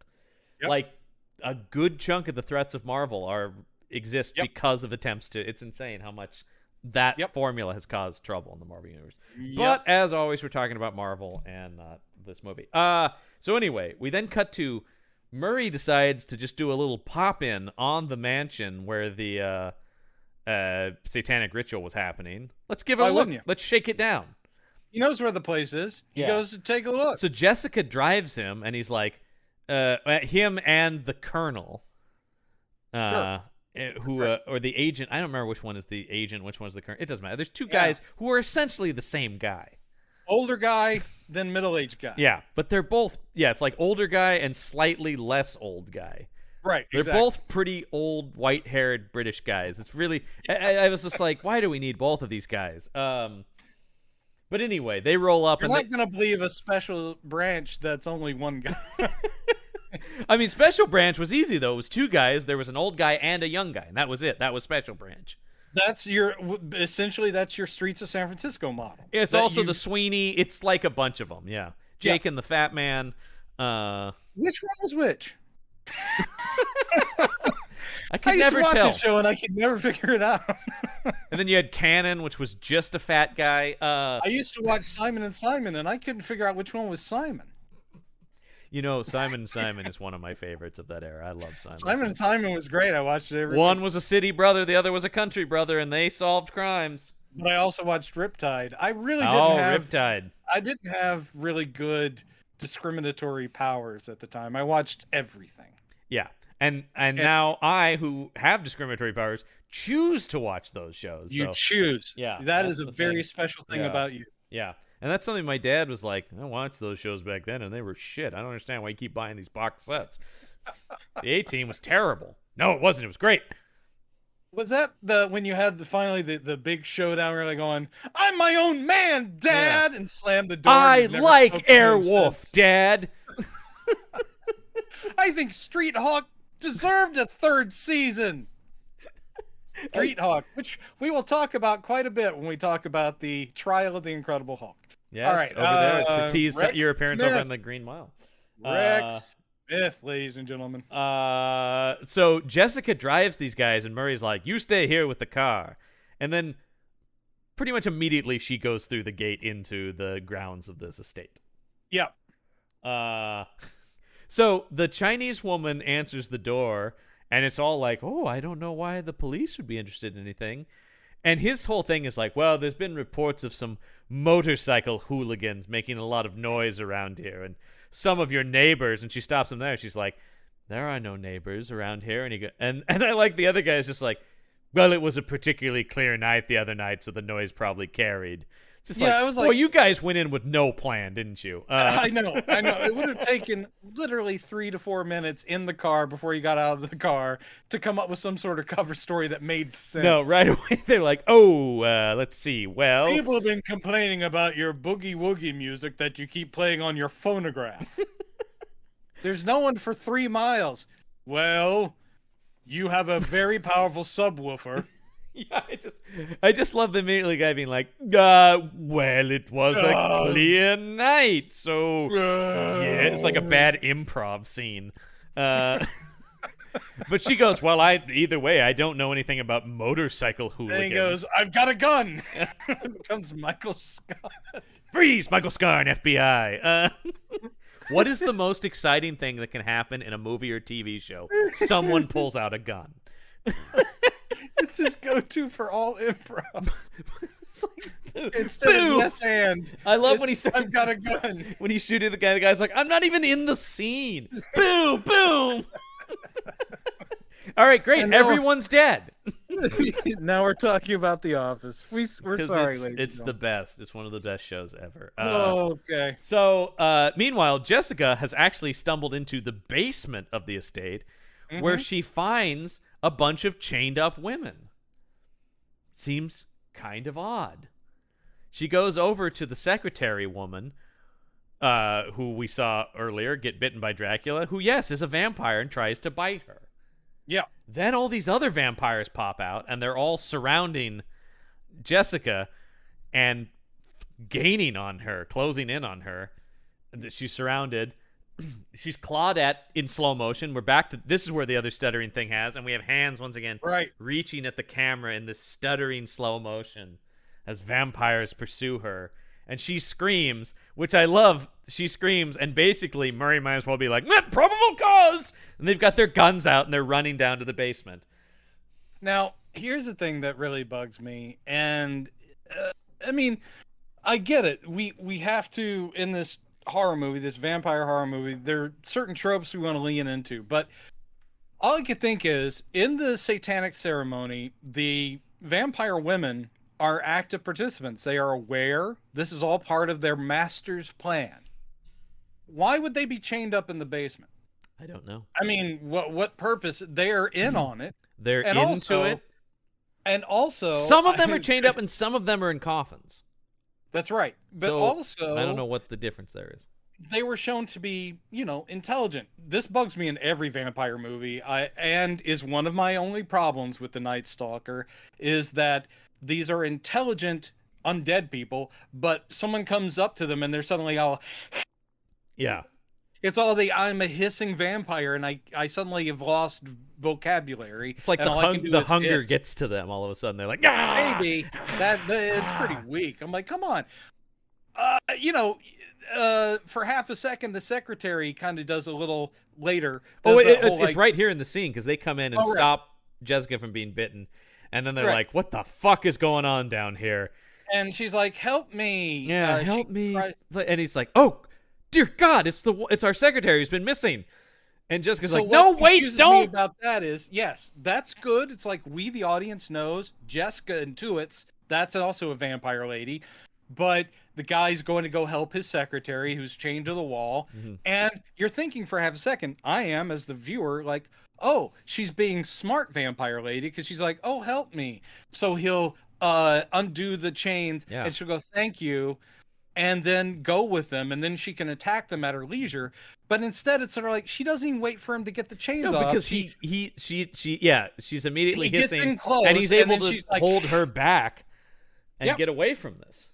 And in fact, give Murray time to pick up a stake and stake her, which Murray does a lot of staking in this movie. He does a lot of staking. Which I appreciate. Although it's once again, I do. aiming low on the staking. Yes.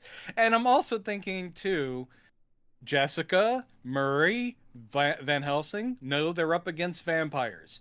Why are they always, including Van Helsing, why are they always having to look around for, like, a piece of wood somewhere? Yeah. Like, wouldn't you have a vampire hunting kit with you? Later, to be fair, Van Helsing is packing heat.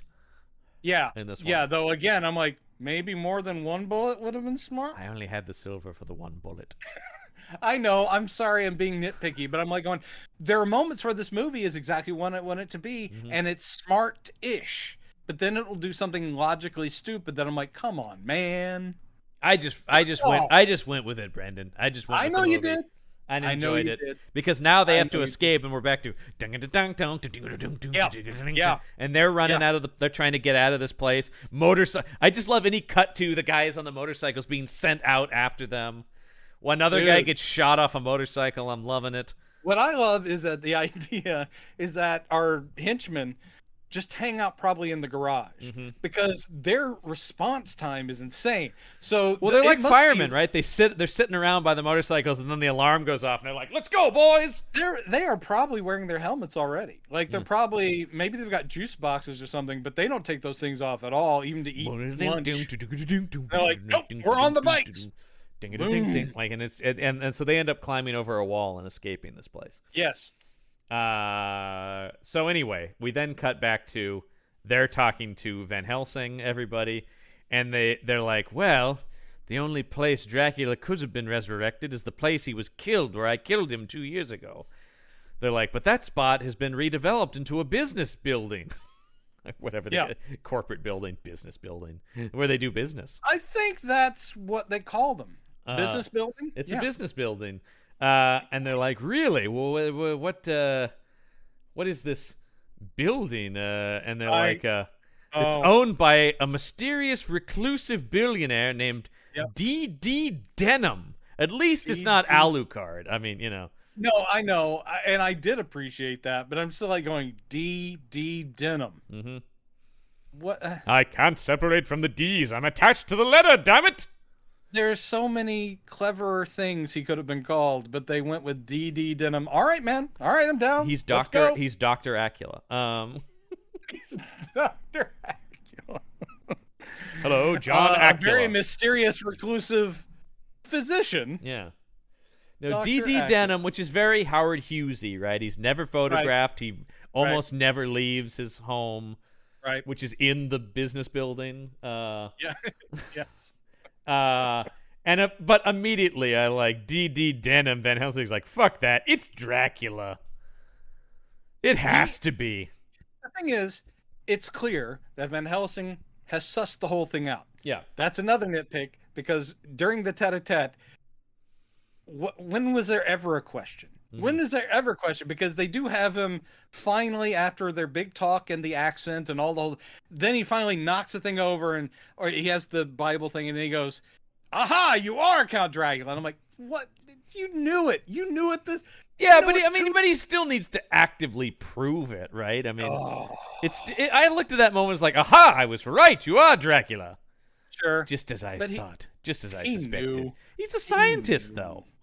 He's got to investigate. And to be fair, he needs proof. He had a light shining in his eyes. Yeah. which is also a movie trope for somebody hiding with a giant light in front of them.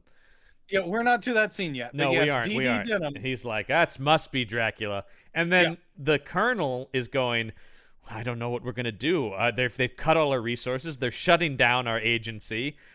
A lot of our agents are already dead, which I like this idea that, once again, Dracula has infiltrated the corridors of power. So these people are investigating him. Fucking just tell them to cut funding to these places. Well, also, they had established really early on when they're like going, wait, is that, what's his name? Important guy, Sir blah, blah, blah. One of the dudes that's involved, one of the rich old dudes, is actually their boss. Yeah. Is actually the guy in charge of Special Division, whatever. Right, exactly. So they're like, oh, fuck, man. They're shutting everything down. That's the thing. At every turn, they get evidence, but then they're shut down, much like Mulder is by the cigarette smoking man. Uh-huh. Then we get another 5-minute sequence where Van Helsing runs down all the ways to kill a vampire, including the new one added to this movie, which is one of those where I'm like, I don't remember that one. I bet that will have something to do with the way we take out Dracula in this movie. It's actually, it is an established one from folklore. But it is the first in this movie franchise, yeah. Yes, it's very funny where each one gets introduced in the movie in which it will be used. Yeah. Like the running water was introduced in the movie where they first used the running water. Which they have kept, and I think they've actually used better the other times. Like this, when Alucard had his bumbling pratfall moment. I have a problem with showers and rain as being counted as the running water. If that's the case, vampires would literally never be a problem because rain happens a lot. Is it rain though? Because here it's the he turns on the sprinklers. But I mean, it's showers and sprinklers is the same thing as rain. It's water coming down. That's running water. Running water in the mythology is always supposed to be like bodies of water, like rivers and ocean and so forth. So, yeah. And as far as it killing them, it's always bugged me. But the one that John is talking about, as he sits there going, Brendan, shut the hell up. The one he's talking about this time is Van Helsing introduces the hawthorn bush. Yes. The hawthorn tree. The thorns of the hawthorn were used canonically to make as the crown of thorns on Christ. The crown of thorns on Christ's head. And I do think that, again, his little explanation part was well written because he gives a reason for it. He goes, it's the symbols of good, of light. Right. So he says, well, obviously, like, the sun, running water. Yeah, silver. And he's like, and the hawthorn. Terribly afraid of silver, he says. Right. So all of that, I'm like, I'm fine. And I'm sitting there going, gee, I wonder if the hawthorn bush will have something to do with the ending of this. Yeah, I immediately went, that will be used to kill Dracula at the end of this movie. Spoiler, it does have something to do with it. Yeah, yes, quite a bit to do with it. So, and then they're also talking about, well, someone mentioned something about the 23rd. He's like, yes, the 23rd of this month. Yeah. It is the Sabbath for the undead, whatever they're planning. And then he pulls out this map with circles on it. What is this? This is where it gets really I got 70s. The 23rd is the Sabbath for the undead, and I thought that was kind of cool. Then that's also made up bullshit. Yeah, but I like that. But the circle thing, I was like, what? The circle thing is very they're playing off some of the trendy paranormal stuff of that period too. The idea of it's disaster very circles. Yeah, of sacred geometry, about how certain diagrammic alchemical designs, geometric designs that can predict where terrible events will happen. It's like at these particular points that meet on a map is a convergence of whatever bullshit paranormal stuff, and that's where this disaster happened, and this is where, because of this over here in Stonehenge, is how you got the Hindenburg or whatever. You're like, okay, right, yeah, okay, yeah. But I just thought, I was cool to leave it at the Sabbath for the undead. We don't need to then add a second reason why it's bad news. It's actually it's a hat on a hat at a certain point, If you ever read Alan Moore's From Hell, he does a lot of that with the sort of Freemasonry design of London, and a particular architect who was responsible for some of the major buildings, and the layout of the city itself forms this sort of mystical design, and that's why the prostitutes had to be killed you're like, okay. It's like, Jesus, Alan Moore, we get it. You did a fuck ton of research for this. And it's all jibber jabber, but it makes awesome sense when you read the thing. It's a great comic. Yeah. So, by the way, should we mention, because we haven't, but Stephanie Beacham was Jessica in the first one, and she was fine. She was great. I like Stephanie Beacham. And she went on to have a great career. Yes. This time around, slightly more of a more, just like with Murray, she's a little bit beefed up here in the fact that she's not quite as damsel in distressy. She's running around doing stuff in this movie. Yeah. This time, Jessica is played by Joanna Lumley. There you go. Joanna Lumley, who was Purdy, who replaced Dinah Rigg on the Avengers. And of course, who we all know, late in life got another great boost in comedy thanks to AbFab. Yeah, absolutely fabulous. Yeah, so fucking funny in that show. So it's interesting that here she's at her earliest kind of like, I'm the new hot chick in big-eyed, ingenue. Yeah. And you're like, oh, you're gonna have so many better roles down the line. But I still would have loved a Van Helsing series with her in it as the star. Would have been awesome. Absolutely, yeah. Have you ever seen Sapphire and Steel? Yes. That is a trippy show. Very much so. Yeah, I can't say I've seen all of it, but I'm loosely familiar with it. It's just crazy. It's like it's a little bit like Loki, but I mean it's basically two extra dimensional agents who have to, like they are extra dimensional Mulder and Scully, pop in various places and times and fix things that are wrong. It's fun. And it's all very metaphysical and cheaply made, but still the imagination behind it's pretty nuts. That's so much of a lot of British television from this era is the imagination is great. Cheap production though. Yeah, David McCallum is the other one in it. Oh, I love David McCallum too. So, so good stuff. Look that up. Anyway, moving on. So they're saying, well, if I think finally it's Murray who says, I don't understand. If he wants to release this plague that's going to kill everyone on Earth, won't that cut off his food chain as someone who needs to feed on the blood of the living? And Van Helsing thinks for a minute. He goes, He must be looking to end it all. This must be his grand suicide. I mean, it's a jump, but at the same time, this is one of those places where I'm sitting there going, hey, the writer at least is doing some interesting thinking here. Whether or not it always works, I at least appreciate this whole concept of like, it seems like a Dr. No-ish Bond villain plot. Yeah. But then you realize that Van Helsing has gotten to the core of it. It's like, yeah, if his plan succeeds, the Earth will die, he won't have any food, and his vampire followers will just die out. This is a suicide mission.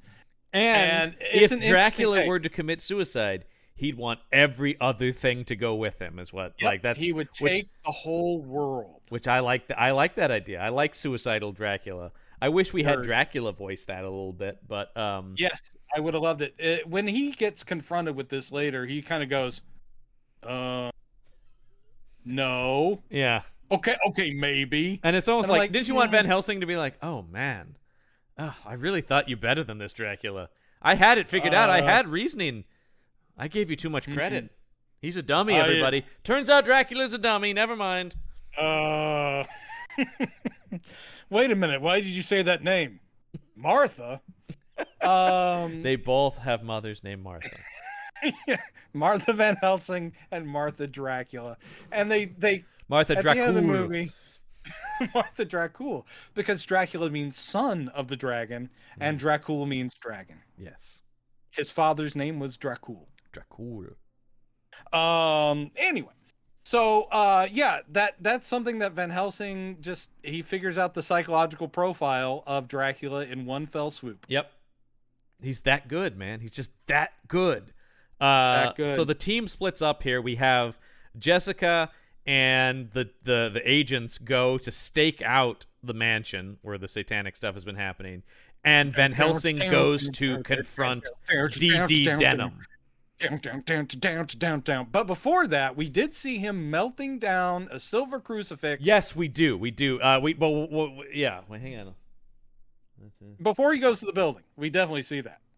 Well, but we do cut to the stakeout first. Oh, okay. Because we cut to the stakeout, so they split up. They go to they're staking out, and they're like it's Murray talking to the other agent there, and it's like, well, all's quiet over here, and then the other agent is just shot in the head. Like, oh shit! And all I could think is, we've all been there. Yeah, you know, we're just trying to have a conversation. Someone gets shot in the head. And then he goes over to Jessica. He's like, get down! And he pulls her to the ground. And I do like, Jessica goes, I don't understand. I didn't hear any shots. They're using silencers. Oh, they could be anywhere. And so the two of them... I will say that there are moments in this movie where, because it's 1970... Okay, let's say 1973, but it's set in 74. They really are in love with... This is the modern day. So we do have the secret recording watch. We have the closed circuit TV in the mansion, which doesn't really spend a lot of time. Not much comes about with, except they really but they love showing it. Yeah, it's very important. And whenever they have these cool sniper rifles, which is actually quite a bit in this movie, they're really loving a silencer. Yeah. It's like they're just like going, dude, this isn't your mama's Dracula. Though they are firing Mausers, which are pretty old guns that they've modified with the silencers and the full rifle stock and the scope on them and turned them into. It is classic TV and movie nonsense where a silencer is literally just, which is not what a silencer actually can do. It's not, but movies have taught me that silencers sound like there's a silencer sound. Which I remember when I was making movies in high school, I would make movies, of course, that had guns with silencers on them. Because, I am who I am. But and we were always looking through sound effects libraries, and I never found a satisfying one. So literally, in our movies, it was just me into a microphone going, as the silencer. Because I was I'm like, they're not getting to what I want it to sound like. I think they were real silencers, the recorded audio. And I'm like, nope. It's got to be a real silencers muffle, but it's still recognizably a gunshot. Yeah, what I've heard gun experts describe it as is it becomes harder to place where the noise is coming from. Right. But it's not necessarily that, and it is quieter. Yes, that's why the actual tactical term is suppressor, not silencer. Yep. And this has been John's Gun Corner once again. People think they don't learn anything from podcasts, and we have just dropped so much knowledge on these people. If you go over and listen to my other show, The Action Shelf, you can hear me talking about guns so much. Why do I know all this stuff about guns? I don't know. I don't own guns. I've never even fired a weapon. Because you live in Oregon. Yeah, that's where we love the guns out here. Love them guns. Yeah, don't you come for my guns. You'll get my gun when you pry it out of my cold dead hands. But speaking of guns, because these two take off into the woods, being shot at by a sniper, Van Helsing is, and I love this whole sequence of him smelting the silver cross and casting the bullet, and the music is very cool, like he's doing something big and important, and I love it. And and Cushing's playing it with this determined seriousness on his face, where he's like, "I'm gonna go fucking shoot Dracula right now." But I also love, this is part of the thing that the comic bookiness of it. You can tell that this guy's done this before too. That's what I love. It's like, just got to go to work. I love Van Helsing going to work. Yeah, it is very exact. And of course he's got a little silver Derringer. Van Helsing's not a guy who's going to carry a big old handgun. Well, also it's so he can get in close. But it's a little caliber, tiny little caliber silver bullet. But I just kept thinking dude, you might want to have more than one. I only and need we'll one. see that as awesome as the scene is, the payoff is really sad. It is sad, although it also would be kind of sad if he just shot Dracula and that was the end of the movie. I mean, Well, I always want, it's like, the thing is, you can still hit him, and it just wouldn't kill him. Right. If you get him in the shoulder, it's going to cause him intense pain. Although that would be some movie if he just shot Dracula and it's like, well, that's the end of that. It would not kill him. He would just be going, ah! And that's what I want. I actually do really like the Dracula death scene in this movie quite a bit, but we'll get to it. We will. So he's cast the bullet, and now he goes on his way to Denham HQ. John, I think you mean he goes on his merry way. He was skipping. He's whistling and he very determinedly casts this bullet, puts it in the gun, loads it, and then he's like... Then he skips over to the business building of D.D. Denham. Yes. Which is what the sign says out front. The business building of D.D. Denham. Yeah. Meanwhile, the sniper is still shooting at Murray and Jessica, and they run to get in their car, where they find the colonel is already dead.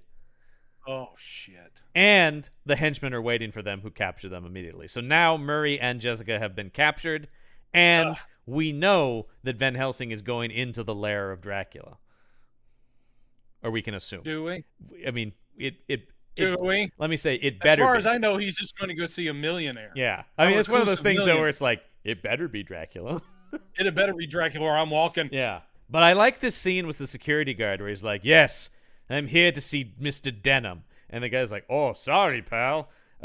He's British. He's not. Hey, sorry, buddy. Hey, you got nobody here by that name. That's just every security guard to me. Sounds like that. But he goes, well, he never lets anybody up, and he's like, he will when he hears my name. Tell him Van Helsing is here to see him.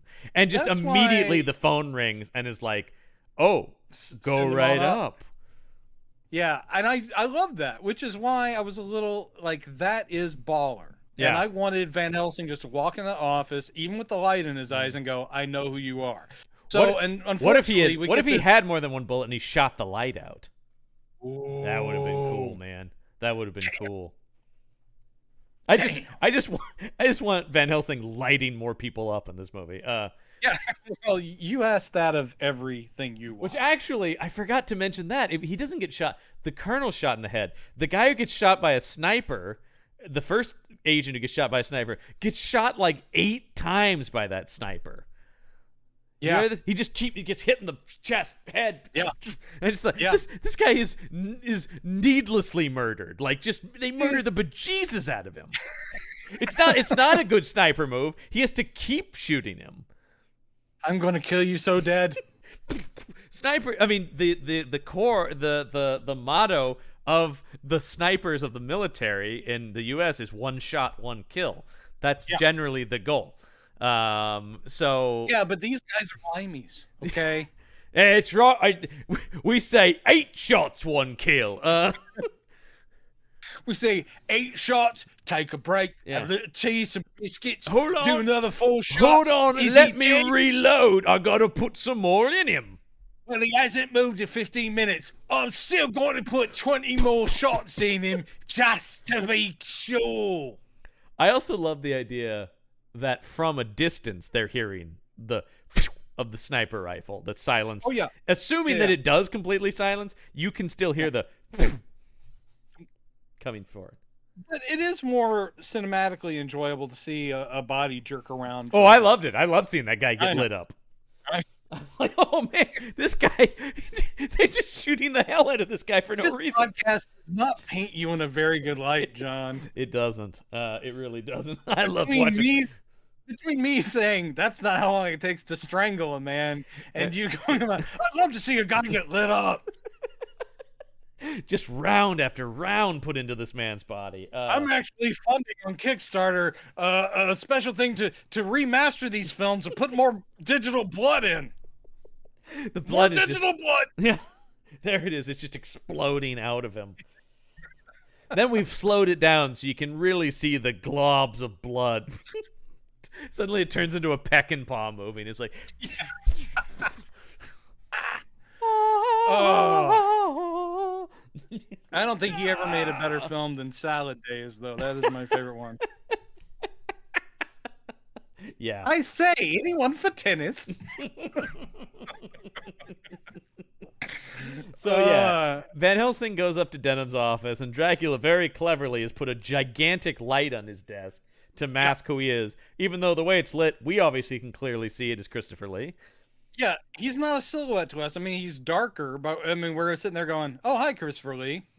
Yeah, and he's just like, "Oh, yes. What is this accent he's doing? Where is this from?" It took me a little bit because, and I love Christopher Lee. Because I was taken aback when he started talking here. I was like, "What?" Yeah, me too. It at points sounded kind of Irish Scottish, but by the time this was done, I detected he was trying to sound kind of Russian. I was going to say that's more where I was detecting he was trying to go. But I also wonder why he would use that as the accent of a man named Denham. Yeah. But he's kind of like going, yes, the things, and I was like, is he trying to do kind of Hungarian? Is he trying to do Lugosi? And I'm like, no. I thought, my God, 8 movies in, and Lee tries to do the Transylvanian accent? Yes. Bizarre choice. I will say that it doesn't work. What he's saying is kind of interesting because he's kind of dancing around. He's still trying to play, I'm just this millionaire guy. I do like Dracula trying to sell that he's not Dracula. I do like that. Although, And I do like that Van Helsing's like, nah. Yeah. I'm not buying it, man. Yeah. And so much I'm not buying it. I'm going to knock these papers off your desk and then sneak a Bible in there. It's this is, I don't know. I think the character I liked it. I think the character of Zach on Saved by the Bell would have done something even smoother. But yes, this is all like, oh, pardon me, I've knocked your books off your desk, and then he slips a Bible into those books, and he puts it up there, and Dracula's like, oh yes, and he's talking in his weird accent, and then he touches the pile, and he burns, and then basically Van Helsing is just like, I knew it, Dracula, and pulls out his cross. Shot is pretty cool. Yeah. Of him when he pulls his hand back and the hand Jacques is smoking. Hughes. Yeah. And then Van Helsing stands up and goes, I knew it was you, Dracula. And I'm like, dude, he's already got the cross out on him. Mm-hmm. I just needed the proof. And I like this. Now, okay, I love a Dracula in a cloak with the awesome collar and the formal wear, but at the same time, I like that here Dracula is just like, dude, it's 1974. I'm wearing a nice suit. Yeah. There's no cloak. He's just a guy in a black suit. I know. I don't know of this Dracula you speak. I am D.D. Denham, Russian businessman. His hand happens to be smoking after touching the book of God. It's a rare allergy. I would have loved it if he kept trying to play this. Now, you say I'm a who? A Mr. Ragula? I don't know anyone named Ragula. Van Helsing's so just like, oh, come on, man. He's like, come on. We are so past Ragula right now. I know nothing about this. Did you say Dracula? I'm going to get some mercurochrome for this terrible burn I've just suffered. I'll be right back. Oh, shit. He's on to me. Actually, there is a great Dracula oh shit moment here because Van Helsing busts out his gun and Dracula's like, you know better than that, Van Helsing. That gun will do nothing. Bullets won't harm. He's like, a silver bullet? And Lee does like, oh no. There's a distinct gulp. Well, that would be a different story. That I would not enjoy. Yeah. Maybe I'm going on record as saying I'm not into I just like the idea of him going from like, that won't do anything to, all right, let's just be cool, Van Helsing. But here we have bodyguards suddenly busting into the room. And stop. I mean, they grab Van Helsing just as he pulls the trigger so the gun doesn't hit Dracula. So the one silver bullet he made just goes into the wall, and you're sitting there going, oh, fuck you. Yeah. That's what I said anyway. I know. I wanted him to at least shoot somebody. Well, I wanted him to shoot Dracula and miss the heart and have Dracula go, ow, that really fucking hurt. Yeah. But I love this. These guys come in and they're like, we have to kill him. He knows too much. And Dracula says, and I wrote this down because he's badass, it cannot be so simple for him. Not for Van Helsing. Yeah. Like, he's just like, I'm sorry, this is my arch nemesis, gentlemen. Yeah. He will die how I see fit. I'm signed up for this. Love it. Love it. Mm-hmm. Even though it's a classic Bond villain mistake to not just kill him right now. But it is how arch nemesis situations work. It's just so meanwhile, Murray wakes up and he's just in the basement. And he's like, what's going on here? And the Chinese woman comes in and once again tries to play him like, hey, look, no, listen, I'm a prisoner here too. I'm not crazy about this Dracula guy myself. So how about the two of us team up? I'm not a big fan of this Dracula. That is how it's pronounced. Yes. Yeah, she says, let's team up. But then once again, as soon as she gets close to him, she's like, and he backs her off. And they get into a fight here and kind of grapple around, and then he's able to get. Luckily, there's just a couple of stakes lying around. They're already sharpened pieces of wood for some reason. That he is able to stake her with one of those. And then all the other vampire ladies come out, and they're trying to bite him, and he takes two of the stakes and makes a cross and holds all them the vampire back. All the vampire ladies, and they start doing a big cool dance routine. It's awesome. If you wanted, then you should have drank my blood. It's the other thing we do. We're available for song parody work. We should say. Oh Jesus! Collectively, we are the new Weird Al. Yeah. What's that? He's suing. Okay, great. Oh shit! We said we were the new Weird Al. We did distinctly state that we were separate from the original Weird Al. We're like Gallagher too. We smash Cantaloupe. We hate gourds, but this is just. And then he's like, "Oh wait, running water! I'll just turn on the sprinkler system." Yeah, again, and he douses them to death. I don't understand the whole, the vampire brides essentially being chained up in this basement. Just doesn't make any sense. And but they're like, that sure does make them easier to kill because he gets them all in one move. Yeah, he gets the sprinklers going by, lighting. Murray is kind of a badass in this movie. He takes out a bunch of vampires in this film. Yep. Yeah, and they scream, ah. Yeah. Dunzo. Yeah. So now he comes rushing out up into the house, and he finds Jessica laid out on an altar with black candles, so you know it's bad news. It is not a good time. And he's like, I got to find some way to get you out of this, but I'll help. And so he runs upstairs just as Van Helsing is brought into the room with the altar. And, of course, he freaks out when he sees Jessica there. But Dracula's very old henchman for some reason. There's a couple of old dudes. Yeah, I don't know what that's about either. They're Van Helsing's peers, I guess. And I will say, Cushing looks older in this movie than he does in 77 in Star Wars. I thought. Kind of true. Yeah. And I thought, are they trying to make him look older here? Because I thought he looked better in Star Wars. Well, it's also possible that it was possibly the continuing strain. By 75, 77, that era, he'd had time to rest a little. He made some other movies, but it wasn't the Hammer schedule. Yeah. I think he took some time off finally to continue to I got to find a life for myself post the death of my wife. Yeah, I mean, I know that just stopped him. Yeah. So I don't think he was in the best of health.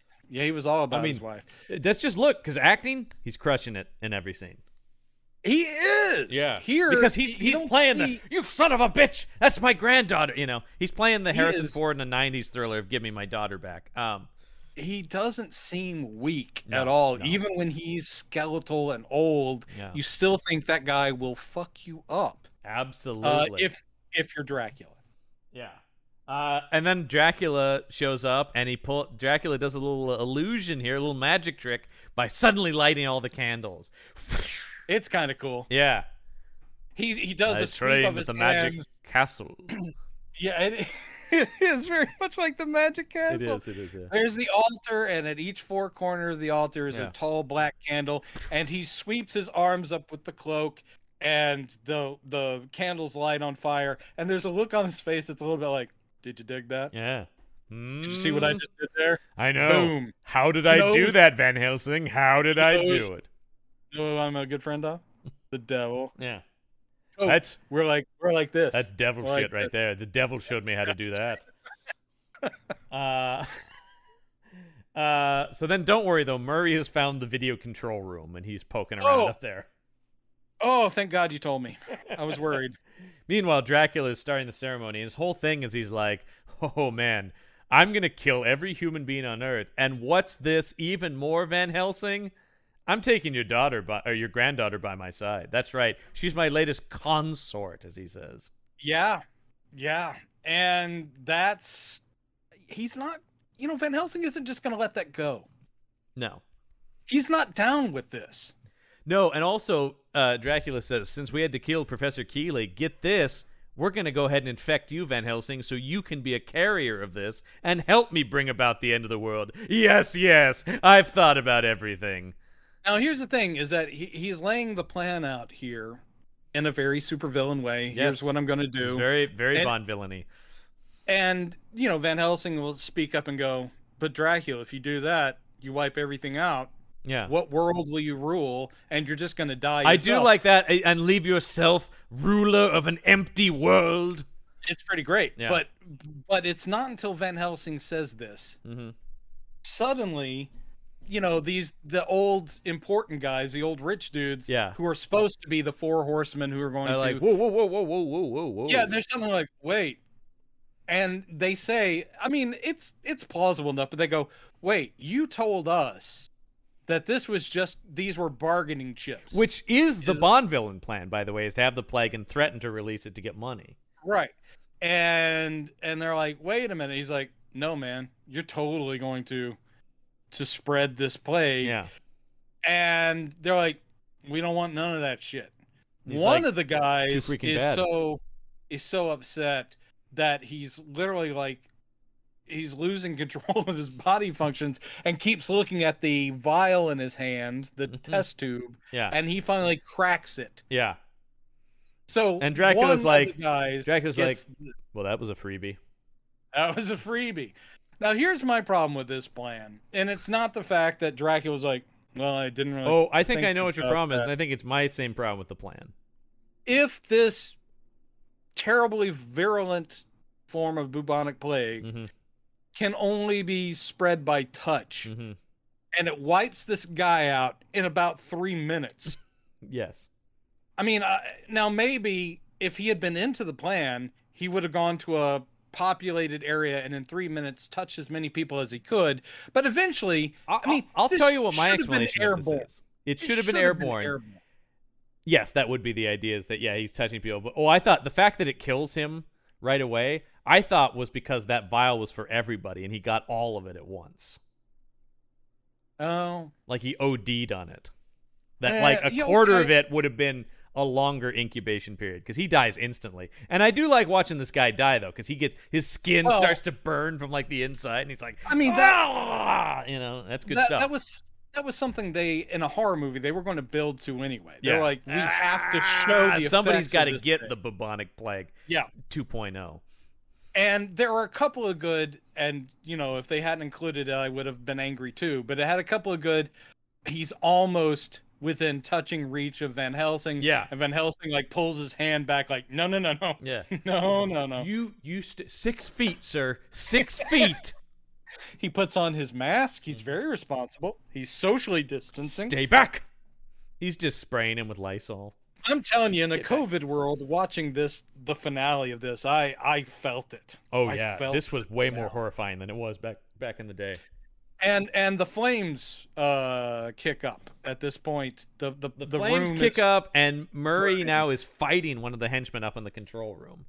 Yep. So they're going back and forth, and eventually this guy's got like some kind of pipe or wrench, and he goes to hit Murray, but it goes into the control panel of the thing and electrocutes this guy. This guy becomes a crispy critter pretty fast here, and Murray's like, great. Can I just say, crispy critter is a very insensitive way to refer to someone's death? I should say a phrase borrowed from the great guys over at We Hate Movies. They often describe people who get burned in movies as crispy critters, and I enjoy that very much. Yeah, you would, because you're a horrible human being. Well, yeah, just like them. It's why I like their show. They're sickos just like me. I'm watching this guy going, yeah, fry, buddy. And movies let me get out some of the violence inside of me. I think it's only some, though. Yeah, that's the thing that really keeps me from going up to a clock tower. It's nice. I have an outlet. Keeps me from going up to a clock tower and asking what the time is. Because I do love that the clock tower is still the sniper sort of thing, when that hasn't happened in decades. We have lots of other problems right now with shootings. But a guy in a clock tower. That's a thing. And if you want to know about it, you can watch that TV movie with Kurt Russell. Which I did. Yeah. I think it was just called The Tower, wasn't it? Something like that. Yeah.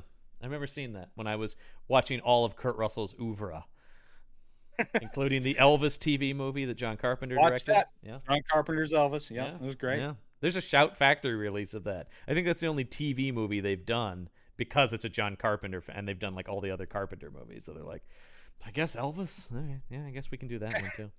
No, it was actually very well received. I It's mean, good. it's not It's just good. because It he was the did. era when TV movies weren't inherently bad like they are today. Right, and in fact, the TV movie had a certain cachet at the time. Lots It of people wasn't a started step their down. careers in Mhm. TV movies. Yeah. Now it's like, And it oh, also was a Jesus. good. It was also, especially in the 70s and 80s, it was also a great ground for some of your older actors who were no longer Yeah. box office names. Yeah. They would do really good work as like middle-aged or older elderly actors. So Now like, the TV movie is the great. Hallmark Christmas movie. That's what I think of. Yeah. That shit's awful. Yeah. Yeah. Though I will say I have watched on Netflix both seasons of Dirty John, which is kind of like the modern day version of like It's good. what, and they're good. They're really good. They're like high end with amazing casts. And Yeah. you're like, wow, They're this really, is really good. I really enjoyed both of those seasons. I thought those were both But they're really well done. still kind of like trashy TV. They are, but they're like quality trash. They are quality trash. Yeah, which based on is true- honestly maybe the thing I want most in the world. I still want something Mm-hmm. to kind of be trash. I still kind of enjoy trash most of all. I am with you 110%. Yeah, I still love a like soap opera kind of, but I like Yep. a well produced one. So that guy's dead. Murray runs downstairs. Everything's on fire. Van Helsing says, "You got to get Jessica out of here," which he does. And then I thought, oh, because he's gonna fight Dracula. No, not right away. Van Helsing kicks out a window and jumps out of there, and Dracula follows him.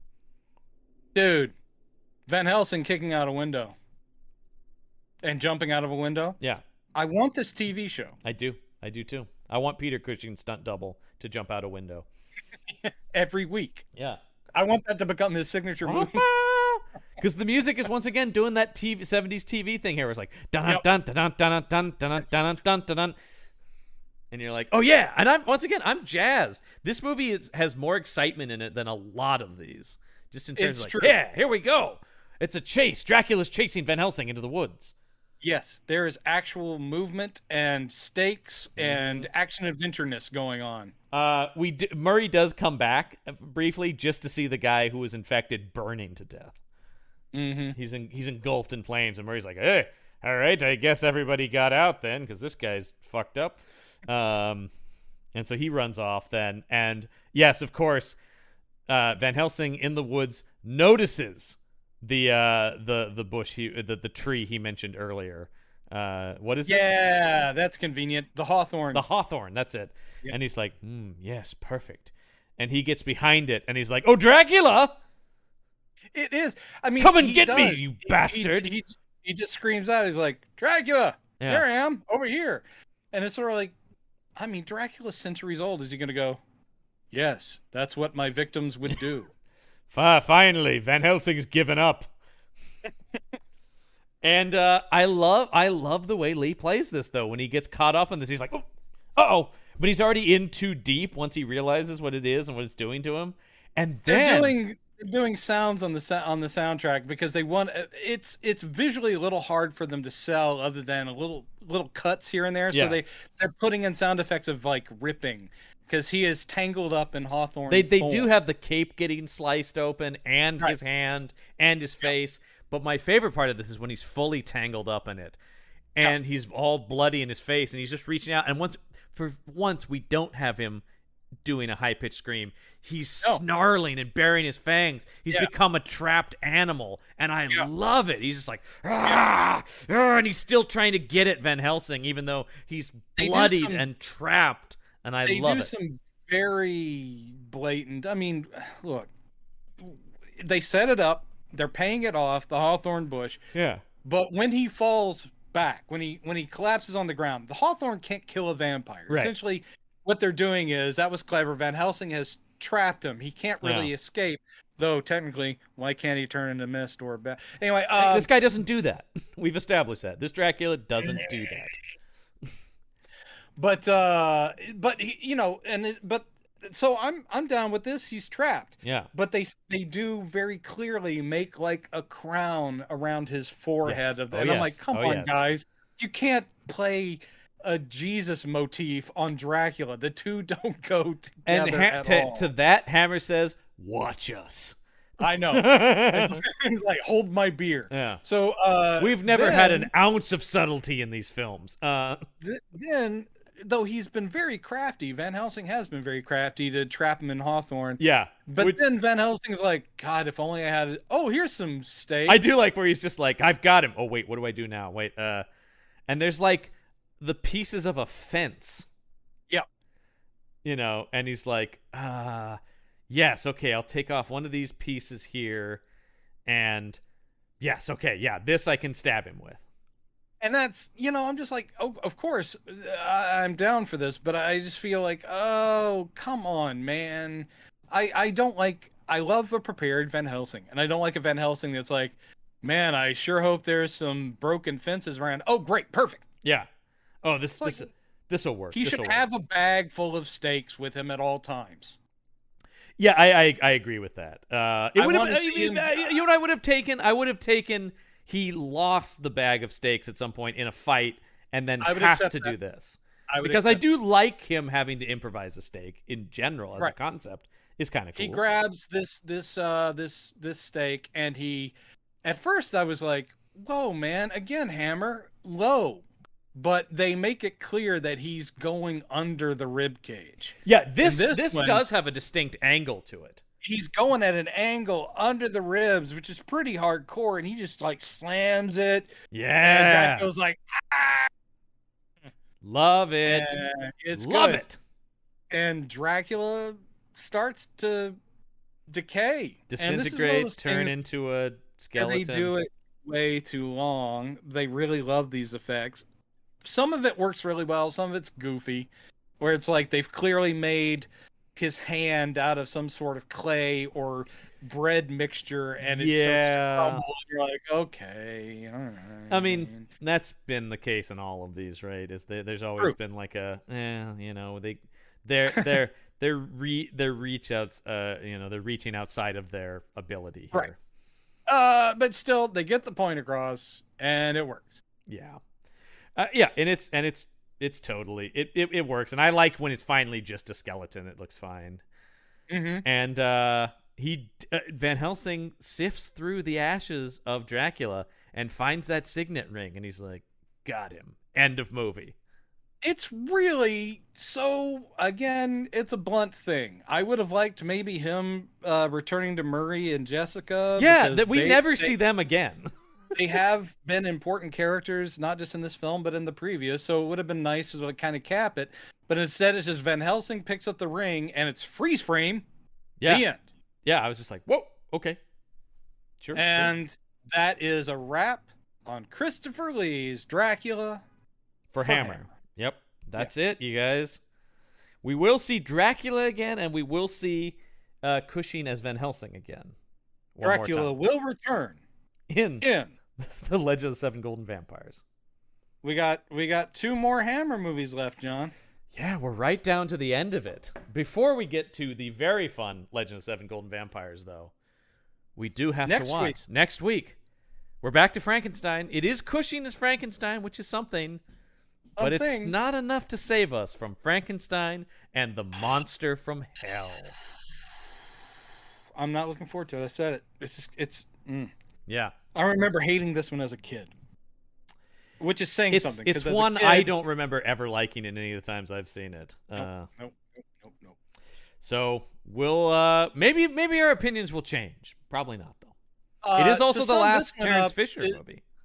Yes, that's true. Are we thumbs up on this one, John? Big time thumbs up on this one for me. Really enjoy this one. I do understand what the critics had a problem with, and I have problems with it, but it's just taken as a whole awesome. It is. Taken as a whole, it's a step in the right direction that was not followed.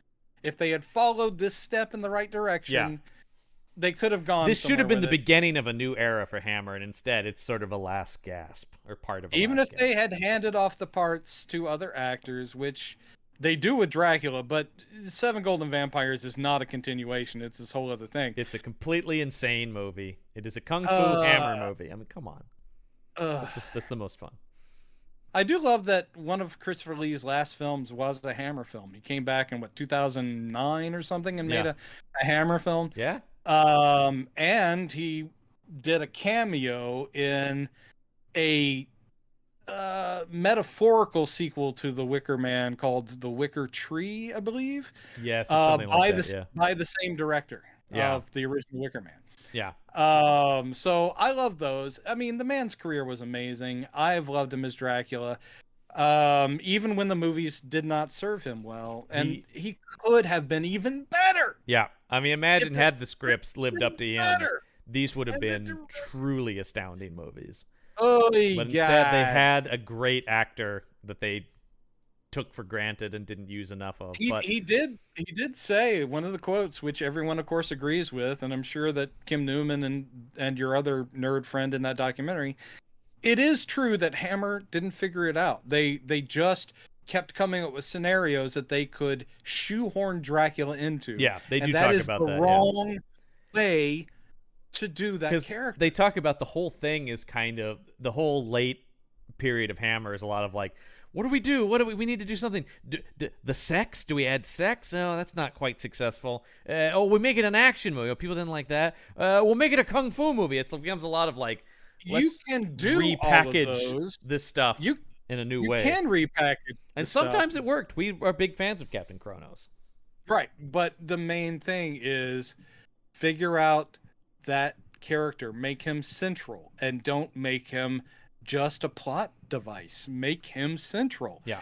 Show Dracula's plan. Show Dracula with some thought. Give him dialogue. He's an intelligent, brilliant character. He's not the Gill Man showing up and just, or a speechless mummy that comes in and strangles somebody. Right. Oh, it's always driven me crazy. But anyway, next week, speaking of speechless creatures, Frankenstein and the monster from hell. That's right. But that's going to do it for this week's episode of Campbell and Jones Meet the Monsters. I'm John Campbell. I'm Brendan Jones. And remember, there are such things as monsters. Knick-knack Tabasco?